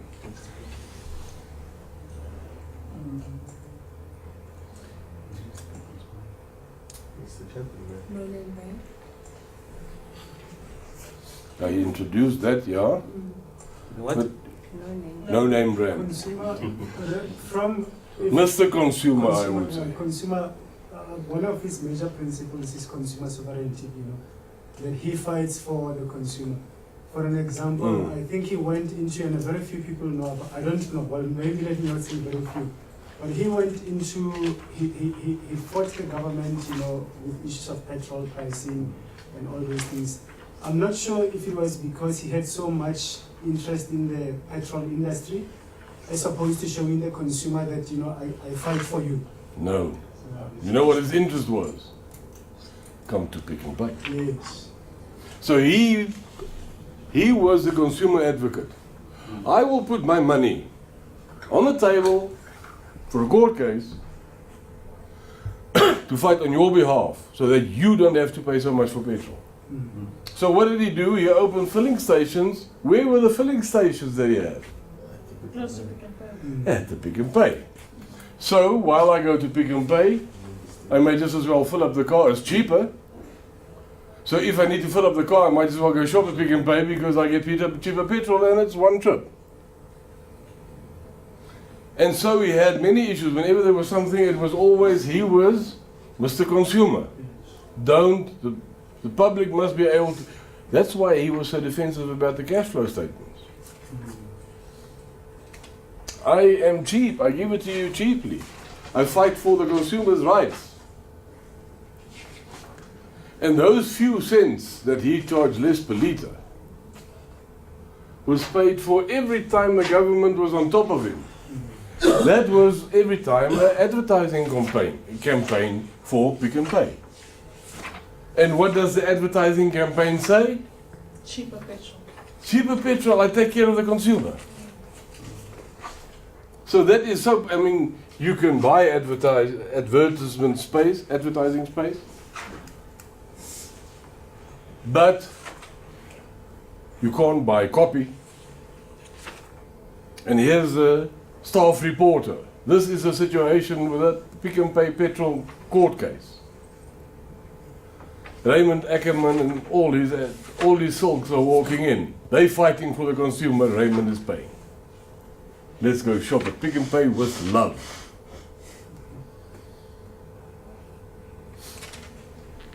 And that is really what he achieved. And he played the role very well to the advantage of Pick n Pay. And I think that is why he could make it so successful against companies like Checkers that were in the market. Okay, so those were, but that is an image. If you have to manage Maponya Mall, and that's what I'd like you to discuss, would a Mr. Consumer image help you there?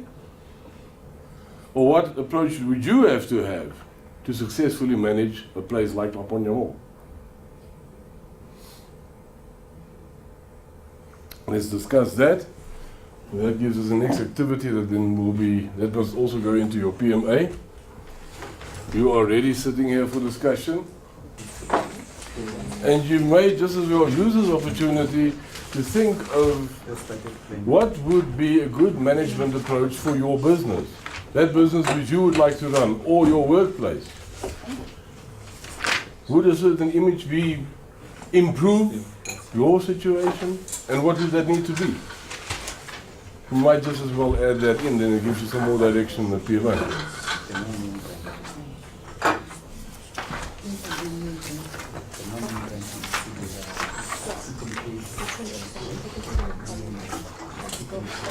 Raymond Ackerman has a policy.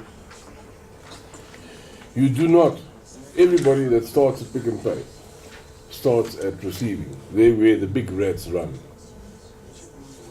And then you go through perishables and non-perishables and fruit and veg. But you run every division in Pick and Pay, and then you run a supermarket before you run a hypermarket, before you run a superstore. So you will, everybody goes through the ranks. If you resign from Pick and Pay and you went back in, you start at the bottom again. Sure.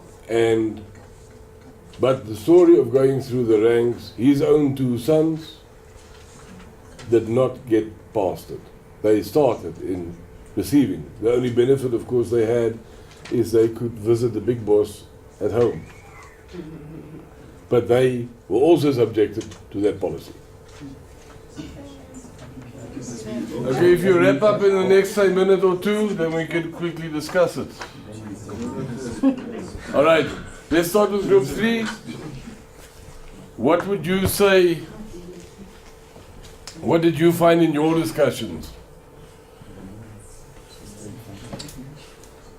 about Raymond Ackerman managing Pick and Pay compared to Maponya Mall?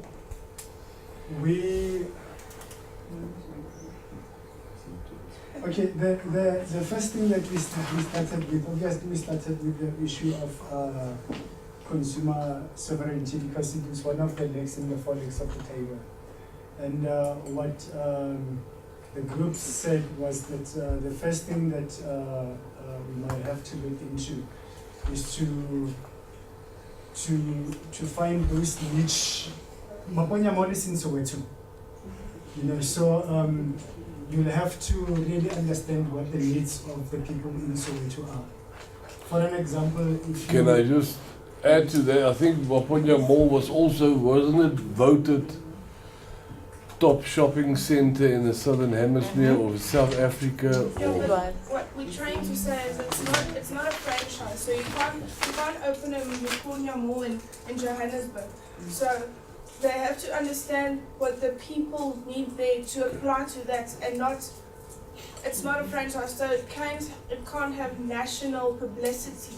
Because I live in Witbank, I'm not going to go to Soweto just to see what they needed for their people, what I maybe want. An example of that, I've been to Maponya Mall several times, is that as compared to Sun City or Waterfront in Cape Town, for an example, at Maponya Mall they've got this shop called Shisa Nyama. Now, Shisa Nyama, it's like, braai vlees, how we braai vlees and stuff. But the way that nationally is generally understood, collectively in South Africa, is slightly different from the way that we do it in the township. So that shop that they have there, it's actually the way that their consumer would like, the way that I would, Mason Piwe, Nontombi, and Zama would do it together, in the townships, they've got this small businesses where I open Joe's Shisanyama in my yard, So they've took that the concept, Obviously, someone approached Maponya Mall and they saw it as something that can actually be beneficial to the consumer. And secondly, also, we spoke about that you've got to look at the income level of the majority of people in Soweto also. That you would want to, in satisfying the consumer, to offer products that are of low prices but not compromise on quality. But now, did you discuss how you would do that? Because you drive past Maponya Mall, which is a top-rate shopping centre, and just down the road you get Kliptown, Yes. which is a very good place for photography, but not for if you're looking for high-income people. How would you balance it? But just next door to it. No, I'm not saying looking for high income people. I'm saying that. No, I know you're not saying that. I don't want to be worried, but with the diversity of income, how would you balance it? Did you discuss that? No, we didn't. Okay, now just asking. We also said that you, like you gave us the example, you have to start from the bottom. If you start in the campaign, you have to work your way up. So they're going to have a concrete system, meaning I started as a merchandise person, now I'm the CEO, but so many stuff has happened in between. I know the how the system worked then, and I can take it up to the top, and it's always the same, because I'm not going to resign and go to another place, and when I come back I have to start at the bottom again. So they're going to have a concrete system. Their staff is always going to be the same until they, well, have to retire or whatever. But it's going to be a concrete system, meaning if they put that into the Maponya Mall and say, well, in every shop it's going to work that way, they're going to have a concrete mall, a concrete system in the whole mall, and yeah, that can work as well. Okay. And also that in essence is to say that the most stronger people, which is like we discussed, which is one of the legs of the table. Yeah, people STEM system. If it's strong, then that will most likely, flow out to the people that you said. The other one was the you touched on the admin system.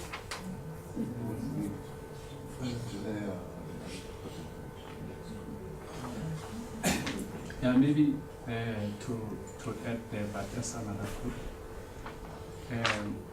As we saw management structure in twofold, as both characterized by a particular organizational structure and the leadership style.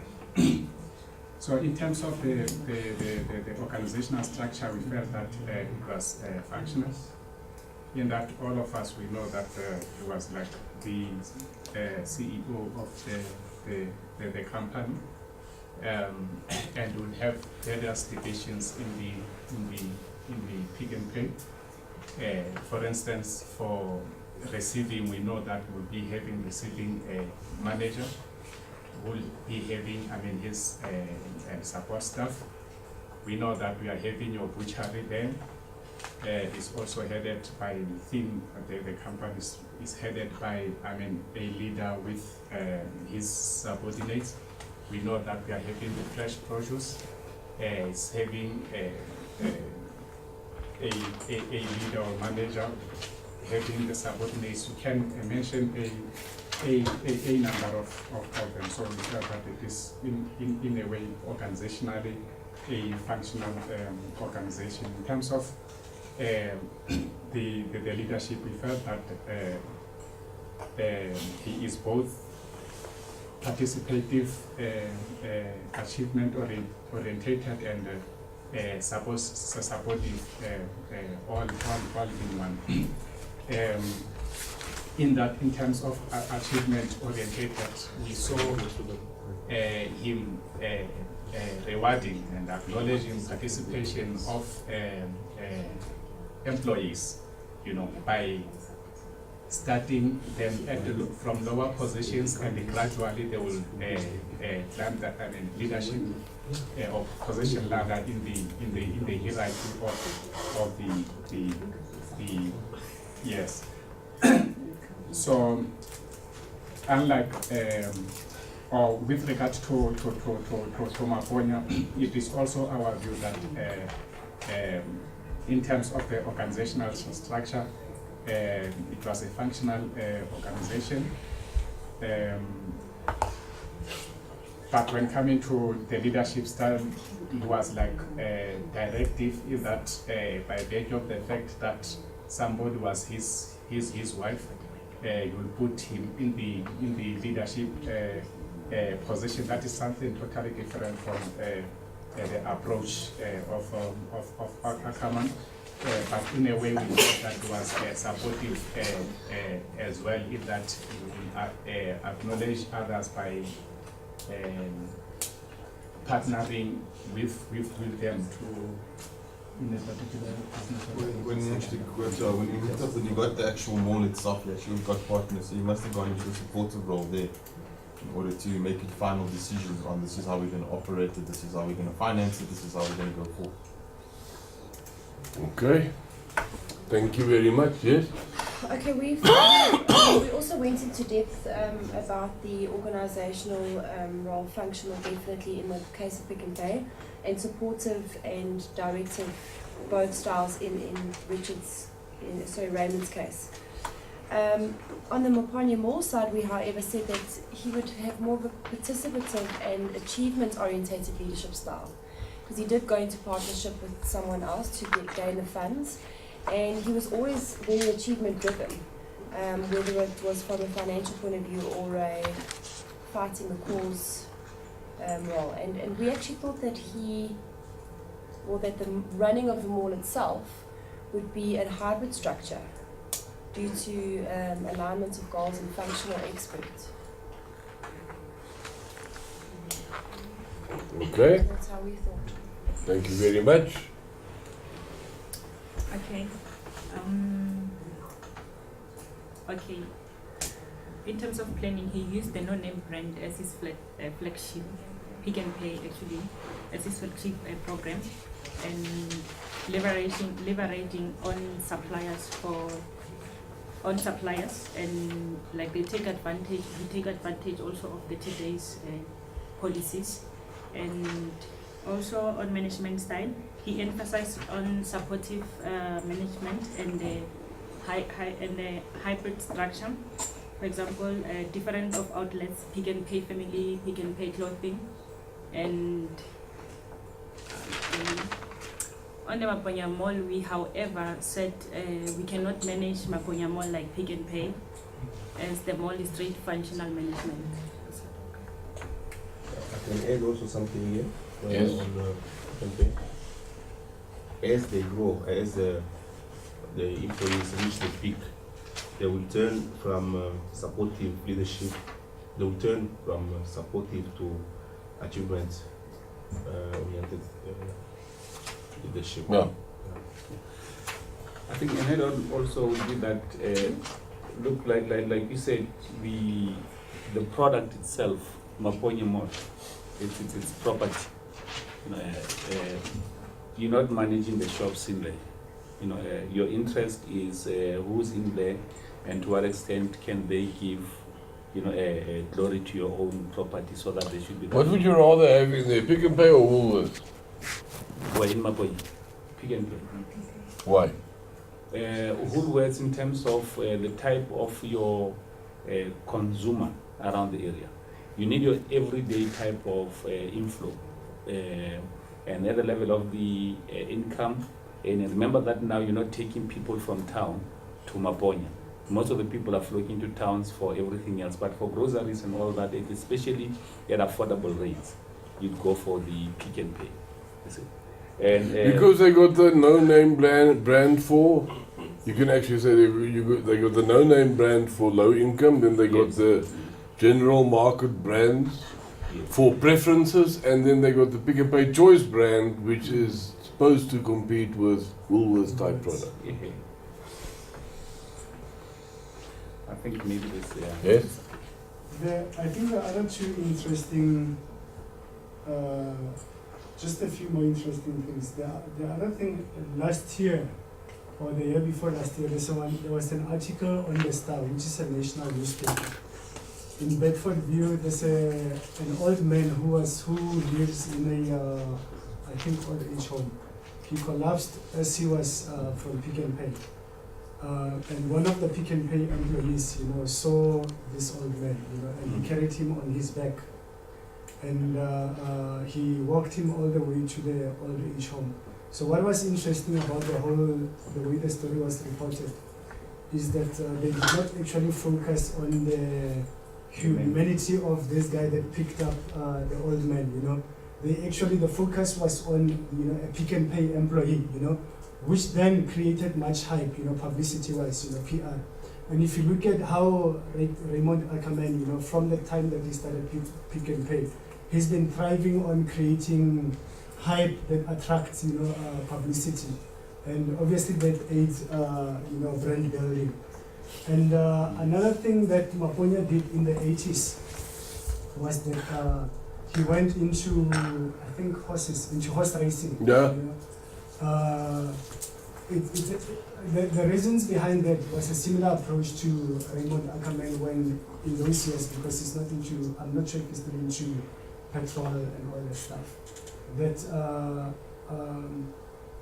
he went into, you know, the whole petrol, you know, thing, you know, to show that, you know, he fights for the consumer.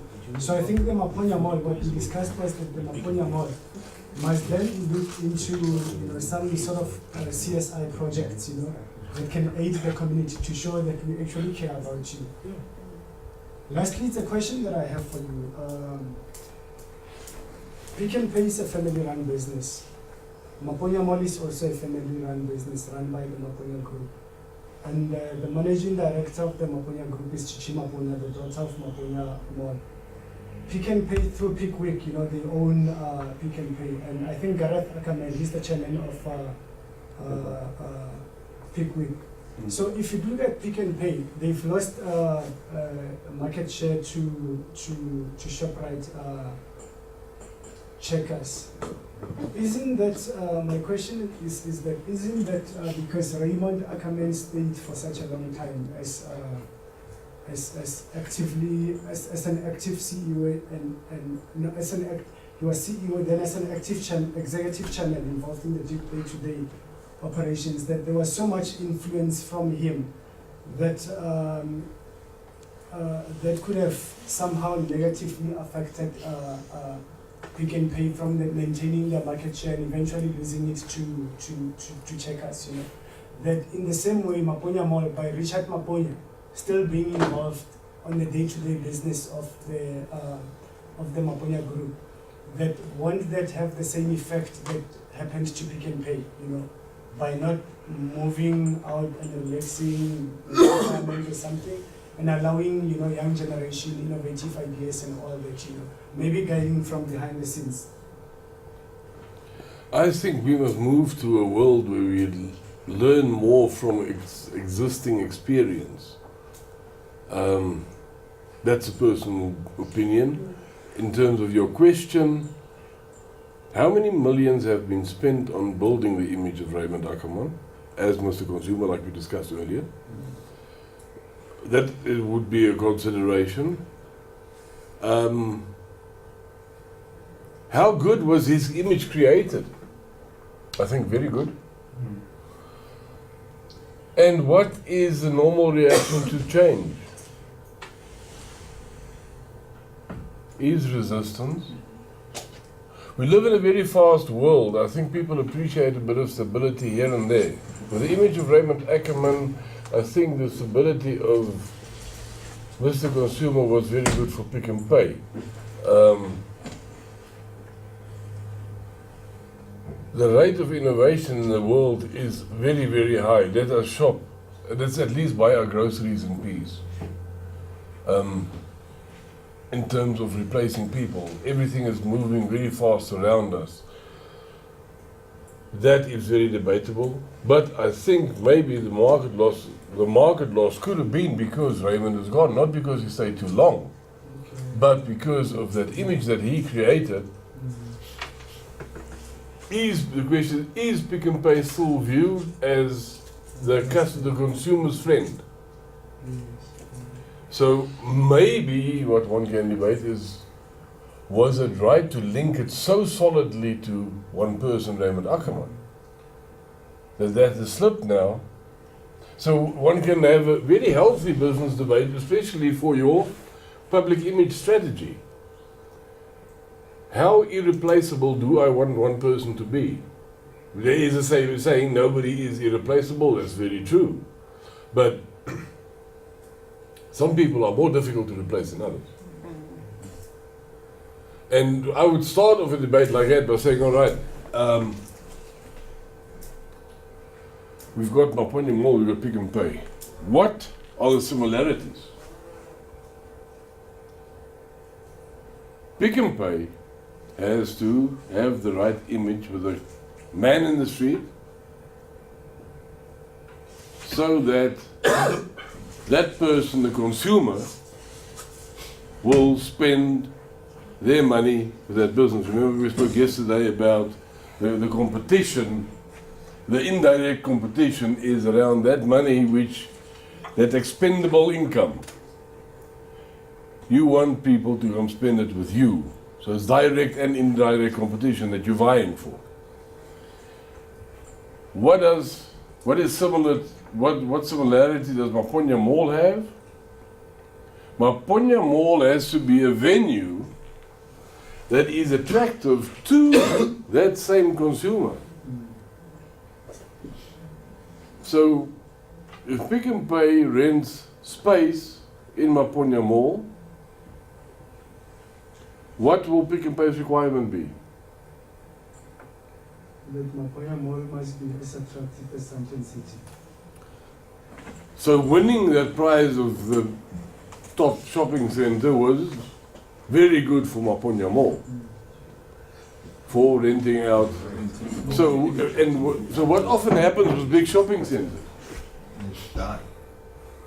But they first go negotiate with anchor shops.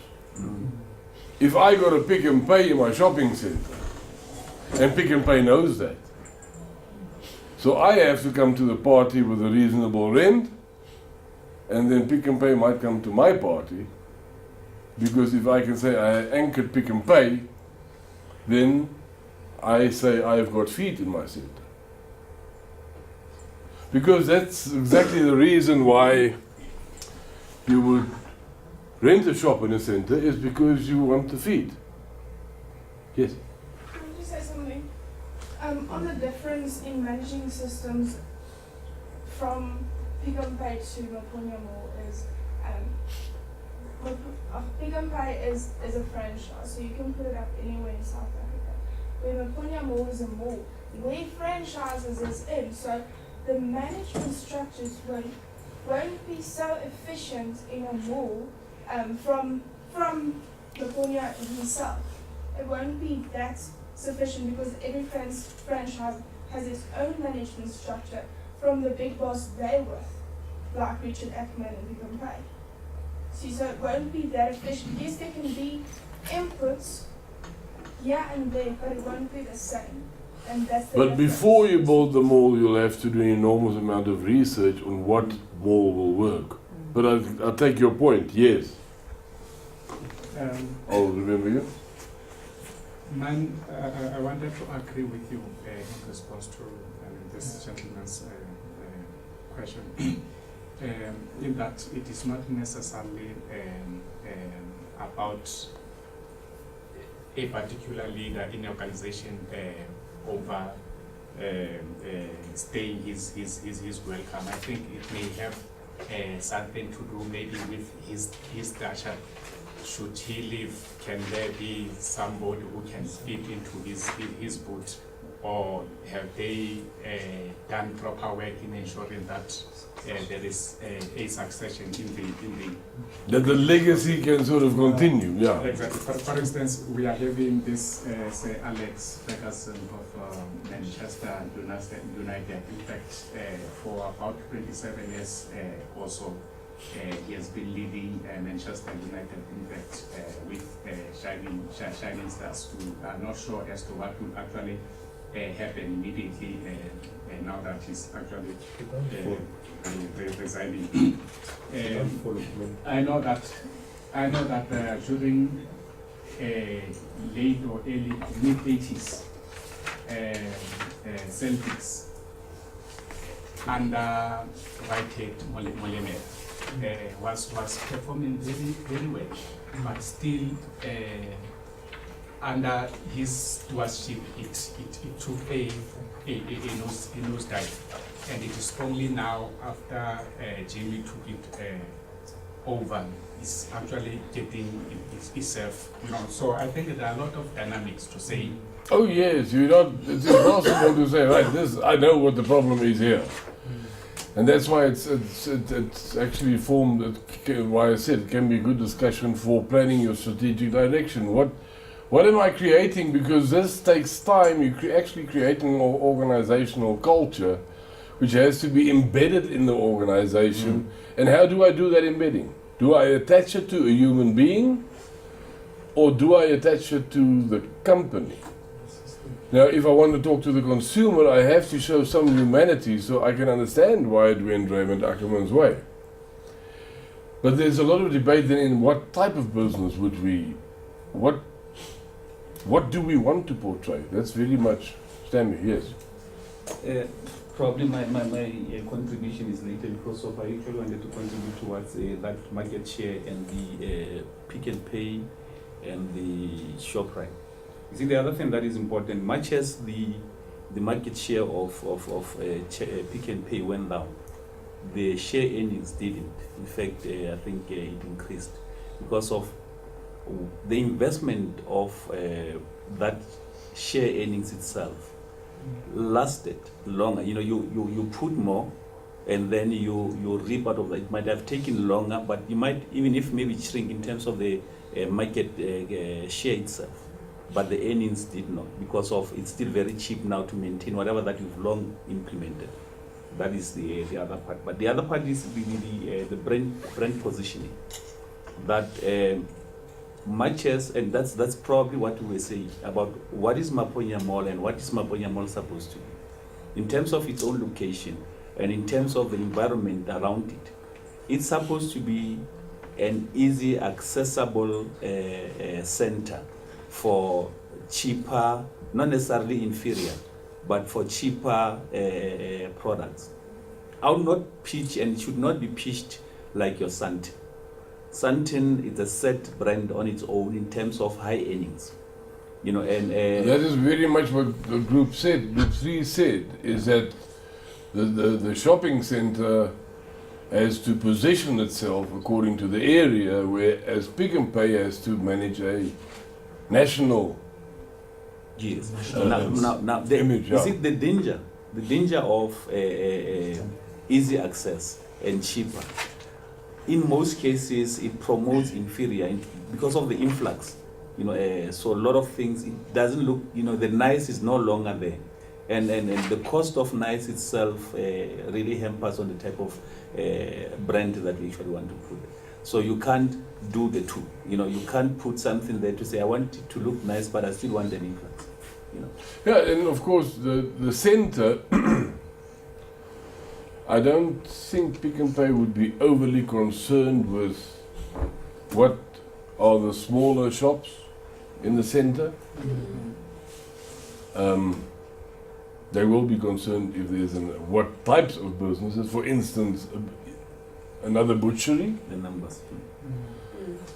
Direct competition. Yes. Whereas the center has to focus much more on what image do we want to maintain in the center. That will very much determine what type of shop we allow. Now, having won an award as prestigious as they did, you have to position yourself very carefully because of the situation of the center.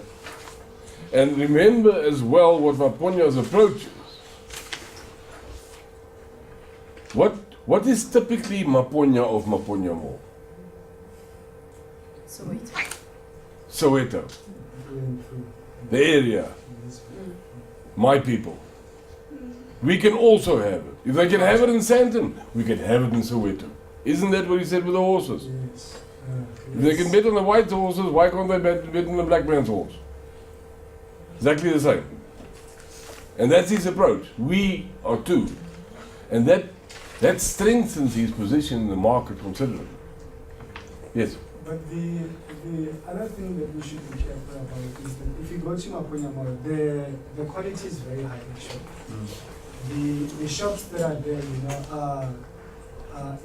if you go to Sunshine City for an example, if you take men's shops, You have a shop for Hugo Boss, for Dash, and those are high-end, clothing products for men. Then if you tying to that is that before Maponya Mall and other smaller malls where centers were built in Soweto, the consumer moved from Soweto, and a certain portion of the consumers still do. They moved from Soweto and they went to Sandton City and to these malls in town. So part of the reasoning behind the building of Maponya Mall was that there's so much money that's going out of Soweto into the suburbs, and that money is actually creating jobs and a whole lot of strengthening the economy in the suburbs, So part of the reasoning was that the money is already there in Soweto, and it is there, They've just now opened also 2 outlets at Maponya Mall, which are owned by Maponya himself sometime last year. Toyota and Volkswagen, they sell cars there. So the quality is still very strong in Maponya Mall. And also the fact that the consumer in Soweto, it's not your high-end consumer, but there's quite a number of middle-class people also in Soweto. You see, if you... And high-end, yes, there is, yes. If you look at the Maponya approach, let's call it that for what it's worth. If he is going to build a mall, remember what we said earlier, 10 to 1, what his approach was, if it can be in Sandton, it can be in Soweto. Knowing his approach, or that approach of his, do you think he would build anything inferior? That would be exactly contra his approach. He went for top of the line. Yeah. Because we also can. That is his whole approach. To provide for his people. Yeah. But you see, the other thing is that, look, Gauteng, it's a national shopping area. Your Sandton is not necessarily dependent on Soweto. I think Soweto would contribute about 1 or less than 1% of the earnings of Sandton. Primarily, everyone who's outside Gauteng still wants to go and buy and use Sandton as it's an attraction on its own. Whereas Maponya, if you have to pitch it like that, you need to build it towards that. You need to create a base where it means there's a lot of subsidy that you would require to sustain and maintain the standard that you're trying to pitch with that. And that is costly. In terms of return on that investment, it's going to take longer.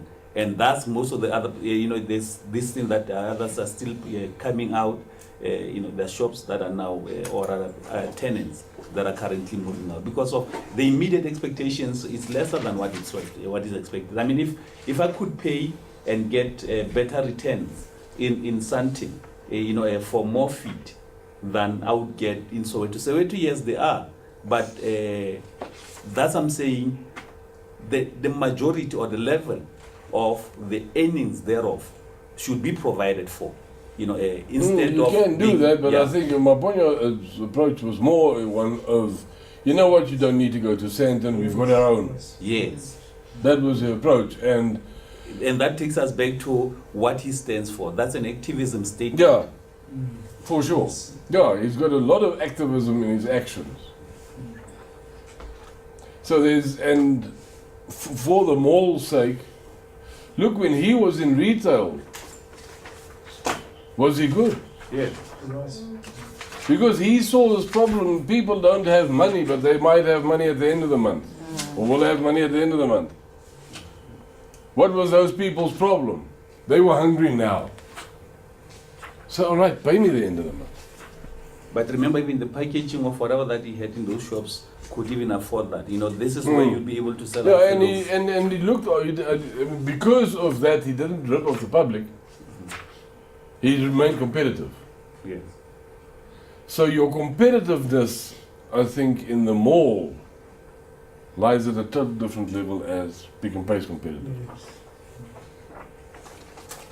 Okay, Pick and Pay would be much more price sensitive than the mall itself, because the mall has the image. I think it's very... Donald Trump built Trump Towers.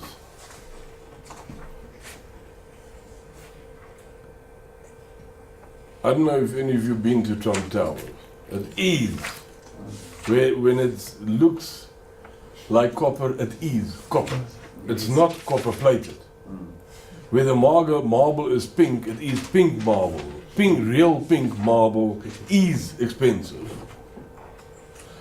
So somebody else built a similar Trump Tower, but they use copper plating. They use pink granite, not pink marble. And they didn't get the clientele that Donald Trump got. Why not? It's not the real thing.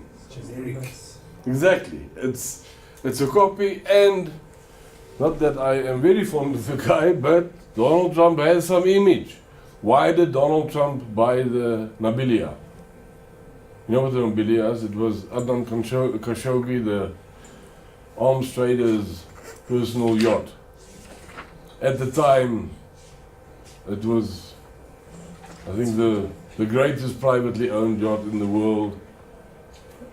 If I'm under correction, but I think Adnan Khashoggi said they mustn't put real gold taps in it because then it will be more luxurious than the QE2, and that would be an insult to the Queen. But for the rest, it's extremely luxurious. And why did he buy that? Because Donald Trump deals in what? Upmarket properties. He has to have some image. Why did Adnan Khashoggi have the Nabilia? Because he had to sign deals in neutral territory. So he could sail out to international waters, sign a contract, and it could be binding. Would be illegal in some countries. So those are two totally different purposes. Okay.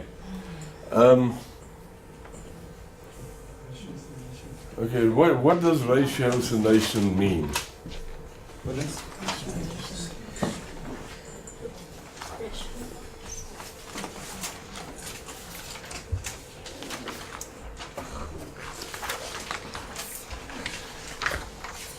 We won't discuss this question now because this is very much what you'll have to apply to your question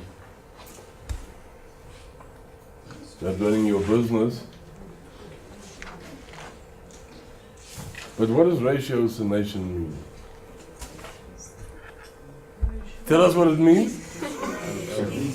Ratiocination is the logic reasoning that considers all alternatives and possible impacts that may result from a decision or possibility. How does she know that? It's in the book.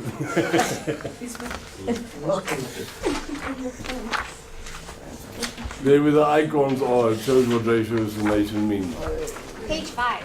Ratiocination can be very much attached to something like scenario planning, because scenarios, we cannot regard a scenario as impossible. We can regard a scenario as very improbable, but the principle of scenario planning is that you do apply some ratiocination. That means a logic view at events that may occur. So what would be a logic view? For instance, if we plan this course here for these 3 days, do you think we should have some rubber ducks outside in case we have a tsunami? Yep. Unlikely. That might You be. know there is a tsunami on its way. You Then it's better. better planning. Just saying. It is very unlikely. It might not be worth the investment in rubber ducks, but the fact is, I think they say around 1336, around 1336, They reckon there was a comet that struck the Pacific Ocean. There are some notes about a fire seen in the sky. And what they also found were artifacts of Chinese, because by then the Chinese had already discovered the whole world. There were artifacts that they found that the Chinese that were living on the coastline used, but they found it so far inland that they reckoned the wave had to be about 100 meters high to wash it in that far. So, impossible? No. Likely? No. But that is a principle of scenarios. Is that ratiocination? Is it possible? Yes, there is a small possibility. How likely is it? Because why do we build scenarios in the business case? So that if it happens, you know. So we know how to combat it. Exactly, and then you start, what's your next step from scenario, managing scenarios? Is risk management. And then it comes closer, and then risks occur, and they become issues. And that all has to go into your plan. Your business plan, your strategic plan. Whatever plan you have. So, if we now, as we discussed, think of again of Maponya Mall and Pick n Pay. There are needs, wants and demands. Now we start seeing a difference. What are the needs and wants of Maponya Mall clients? Those clients who pay Maponya Mall, for the tenants, also. So they need a center that works. Why else do you go to a center? I had a business in a center quite a few years ago, and it was a reasonably new center. And at the end of the contract, I said, subject to the conditions as per Appendix A.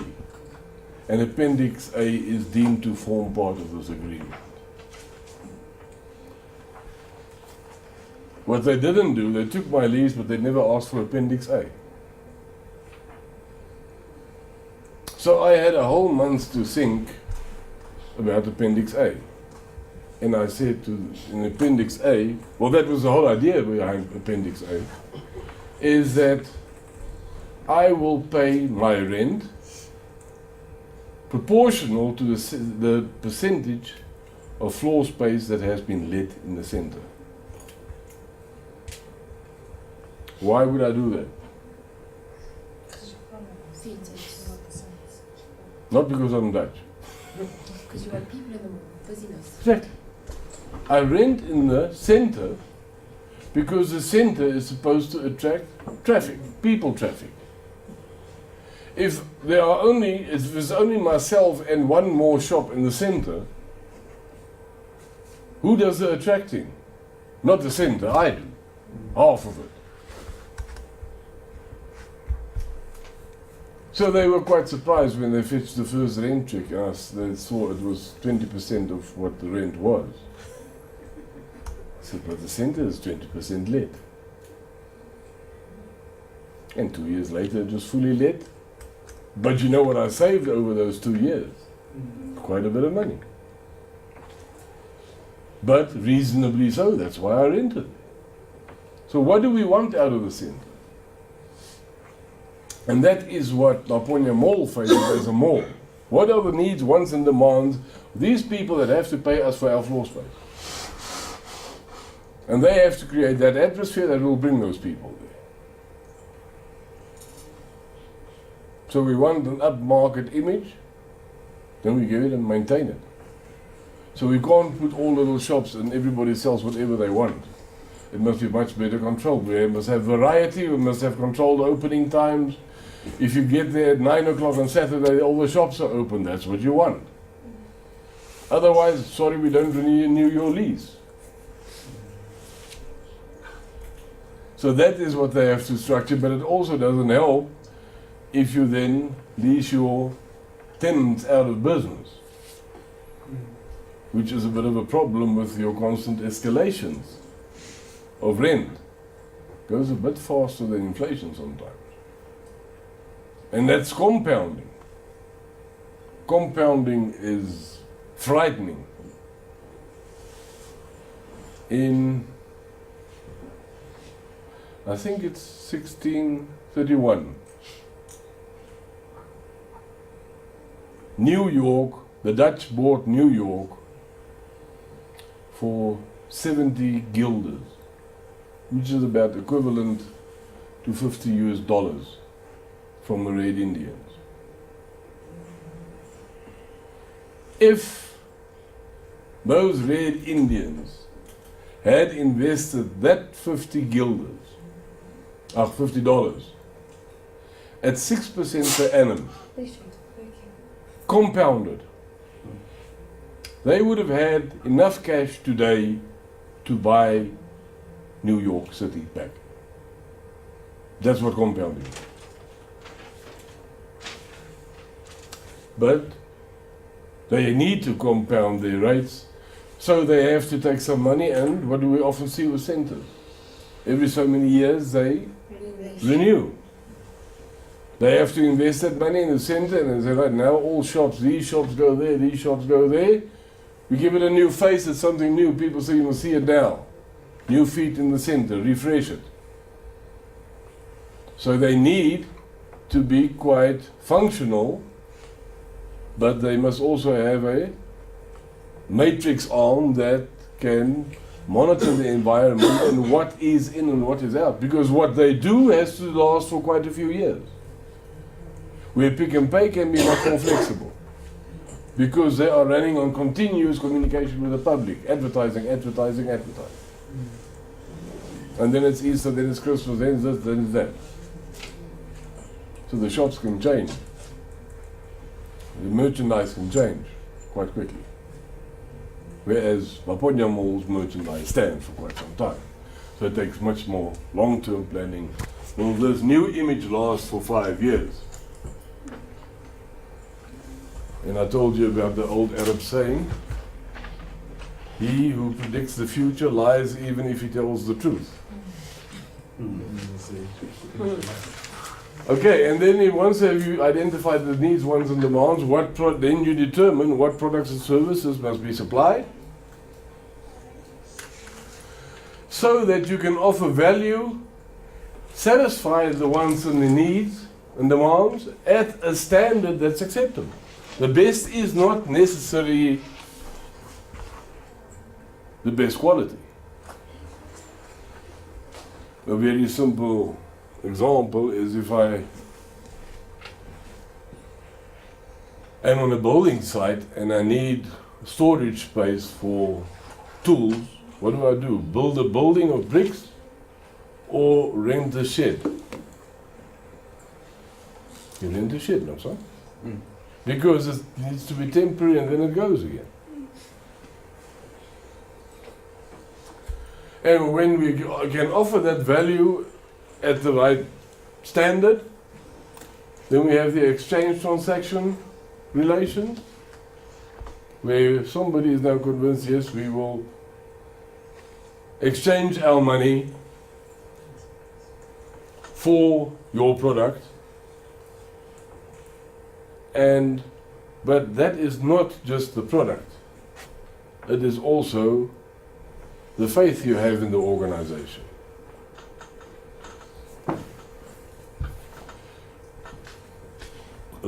Quite a few years ago, I did an analysis on, I bought half a lamb from the meat board, from Woolworth, half a lamb from Pick and Pay, but they were all approximately the same weight, and one from Checkers. And I took these, all three halves, to the meat board. And I said, please do exactly the same with each lamb, each half lamb. In other words, select the meat that you will use for recipes, and tell me what volume of usable meat I will get from each half year. And that volume I then calculated back to cost per kilogram. And it worked out that Woolworths meat was the cheapest. Which on the shelf doesn't look like that. But they throw away the rubbish. What we found with the others, the bones and the dispensables are underneath, out of sight. So you got the weight, you don't have the benefit. If that's changed, I don't know, but it was just a bit of a stirring exercise that I did. Okay, and that creates our markets, which we again create new needs and wants, and it becomes a cycle that we continuously have to monitor. That's why Coca-Cola in Japan every year, they put a new bottle into the market, a new container, and they see how it goes.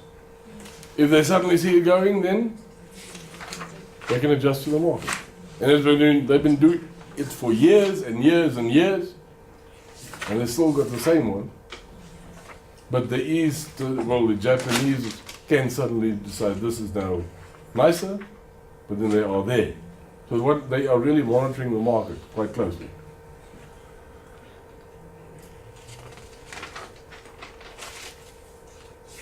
Okay, so if we look at needs and wants in the market, you look at a cell phone, what functions on your cell phone do you need, Brandon? That I need in my business or just me as a person? You got a cell phone, what do you need? I use just about 60% of it, 60-70% of it. Internet, to make phone calls, my Facebook, my WhatsApp, my flip charts to get all of that's like a little news application. So okay. Games, music, email. What percentage, what do you use on your phone, Pierre? I like radio. I listen to radio every day. Your radio? Yes. And you phone from time to time? Yeah, yeah. Oh, okay. So relieved. So, Shalia, what do you use on your phone?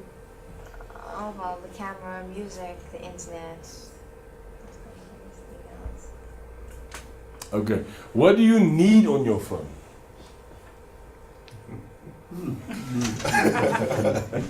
Just the phone number. And my apps. My WhatsApp.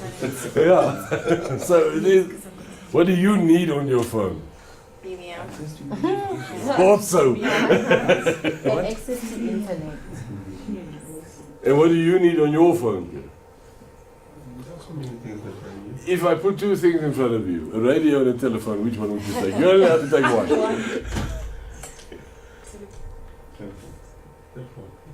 Because you want the phone. Yeah. Just want to phone and send messages. You see, so we have wants and needs. But what have the cell phone companies done? Made your wants and needs. Exactly. Now, and then we have the camera in the phone, and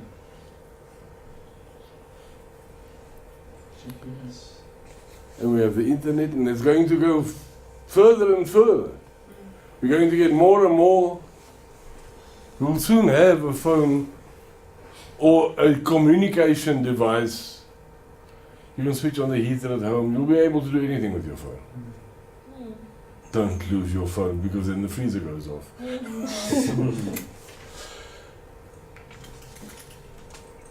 Okay, so if we look at customer demands, for products, both products and services, there must be a certain degree of value in it.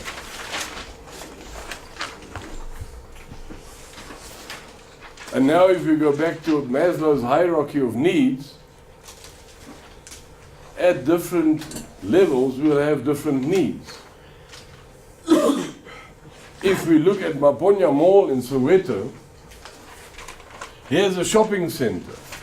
society around the shopping centre. Remember what I said about Kliptown, which is really a stone's throw, forgive the pun, away from Maponya Mall. If you look at the spending capability in that area, you have to cater for quite a range. And we have total different perceptions on what is value. Now, how do we address that? Now, let's attach that to the Maponya personality as we assumed it to be. Would Maponya only want to cater for the rich people in the area? No. I doubt it very much. He would want something for all. And whatever we offer has to have a certain standard so that it satisfies that demand or need or want. And it's quite important to determine what is that you have to offer.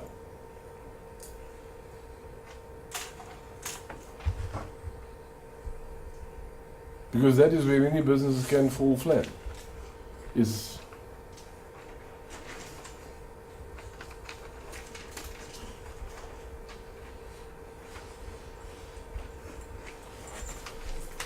I bought, also quite long ago, but just because of the opportunity, I bought a pub. As in drinking pub? Yes. Where is it? And I sold it. I sold it 6 months later for 10 times the amount that I paid for it. Why didn't you wait for us? That was because it was a shop.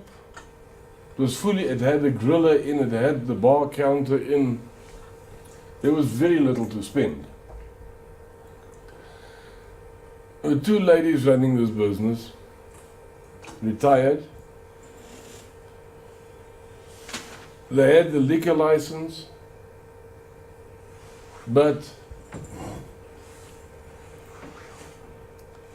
and they sold chicken. The place's name was the Chicken Roost Diner.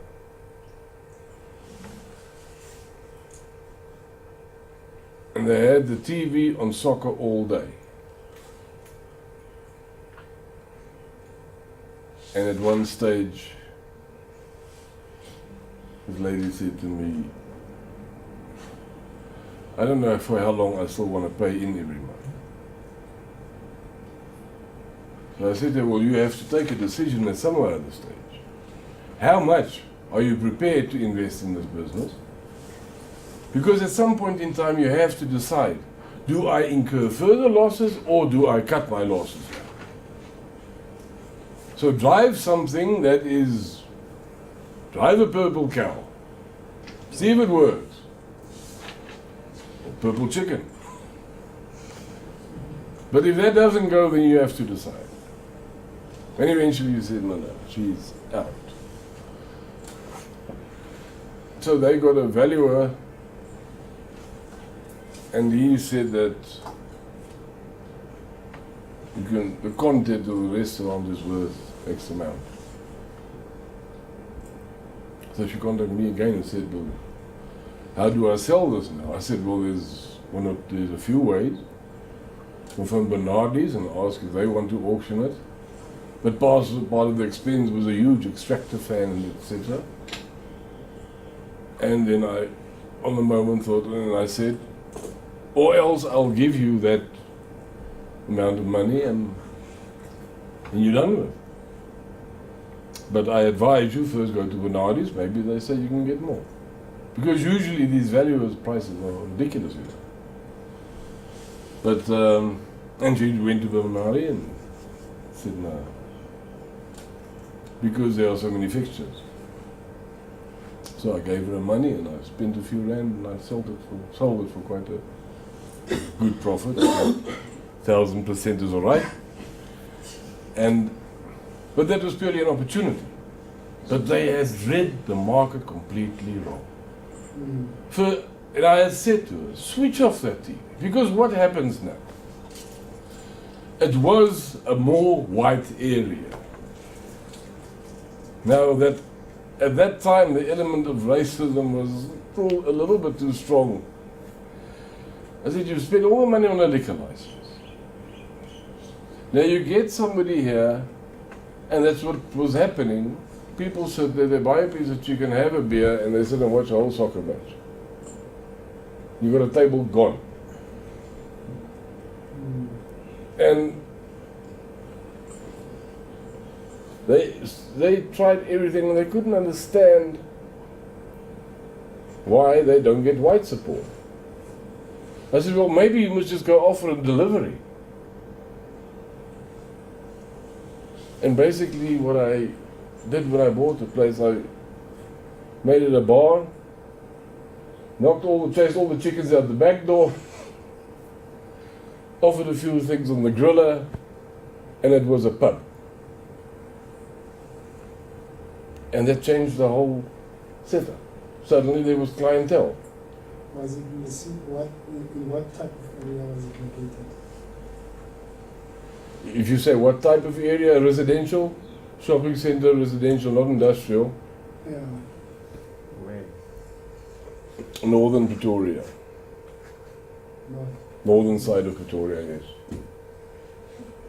Medium income. And it was when? About 96. Did you change the name? Yes. To what?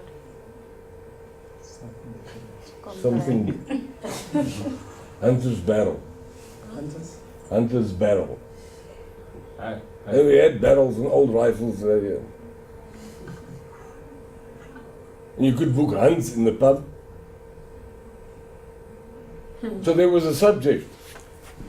The subject of hunting often comes up in my company, so it was there.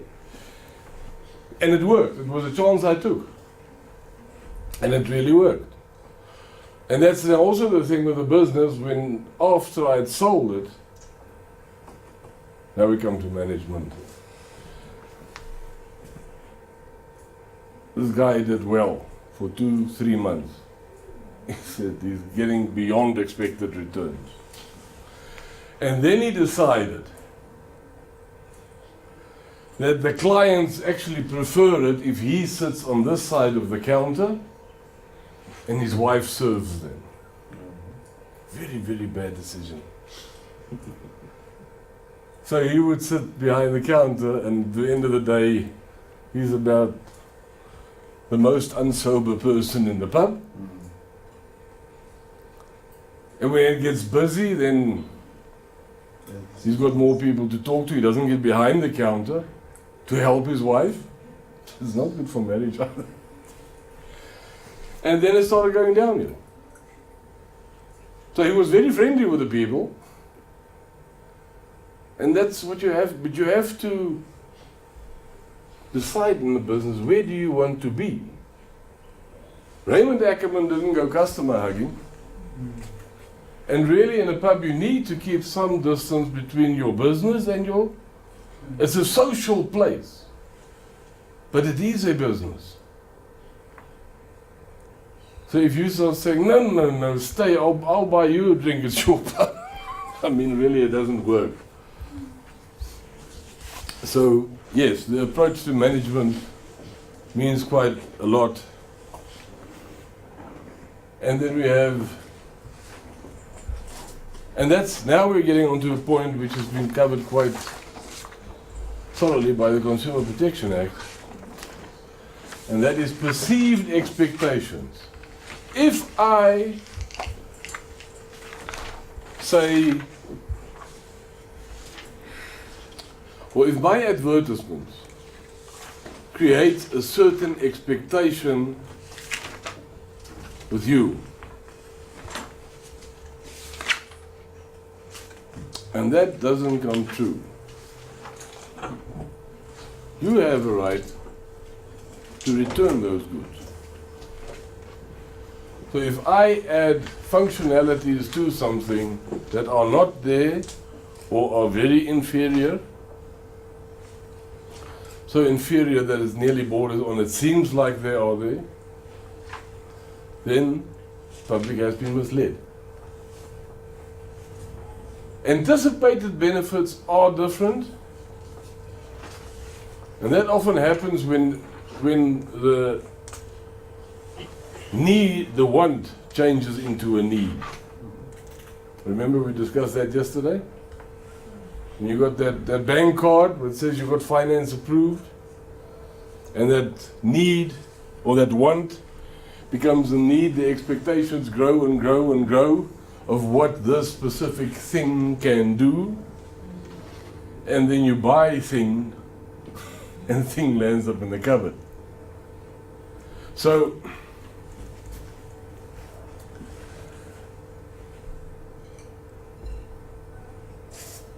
we can either the anticipated benefits are therefore often structured, can also be structured according to the need the customer wants to satisfy.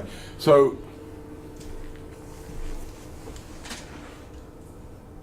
what would an example be there? Structured according to your anticipated benefit.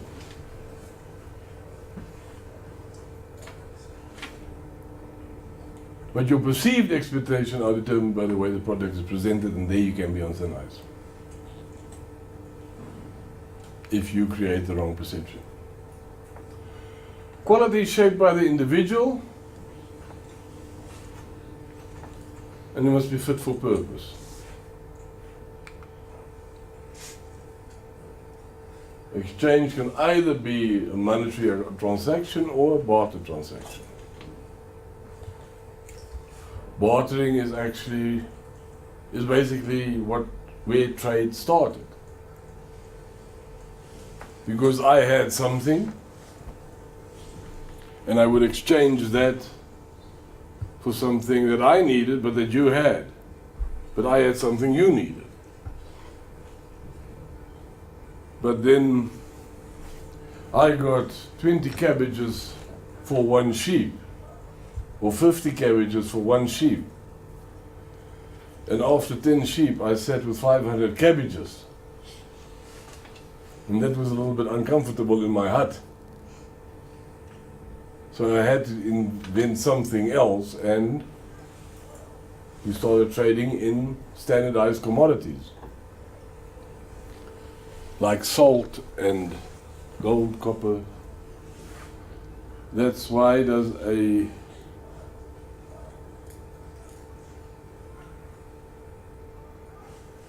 how much does a gold bar weigh? 20.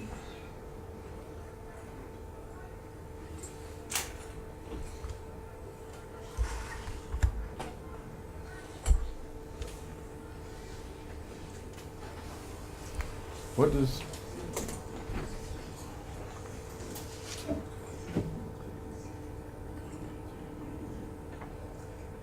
I can't remember what a gold bar weighs.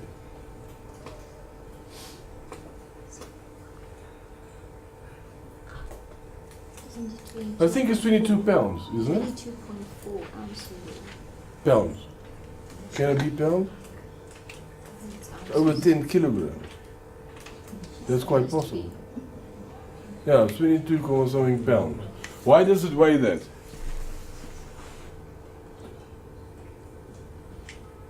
Have you heard the saying that something is worth its weight in gold? So I'm the most valuable in this class. It was because a slab of salt weighed 22.4 pounds. And salt was very scarce before we knew how to take it out of the sea. Salt was traded with the Arabs from the desert. And a slab of salt weighed the same, so gold was made to weigh the same as a slab of salt, and it was traded ounce by ounce. And the standard slab used to weigh about 22 point something pounds. So that was a barter transaction. But then we later saw, but we can actually use this gold or salt. Where does what do you earn every month? Not the amount. What do you call it, that which you earn every month? Salary, income. Salary. What is the Greek word for salt? Salary. Really? Yes. Oh. So that is what it was a means of payment. Because remember, there was no refrigeration. Everything had to be, salt was the preserver. Okay, and then we build relationships, gaining trust and for mutual benefit. It's 27 pounds, 12.5 kilos. 27 pounds, 12.5 kilos. That's the slab of salt. Thank you. You see, it is a need. No, it's a need, the internet on the phone. It's a need. Keep our phone on. Okay, and then when we look at markets, we have varied financial means, and we have varied wants and needs. We are now, I've just been warned I've got 1 minute left. Okay, cool. Okay, I think we can stop there for lunch. We're on the road. Hey! Let's try and be back at 1.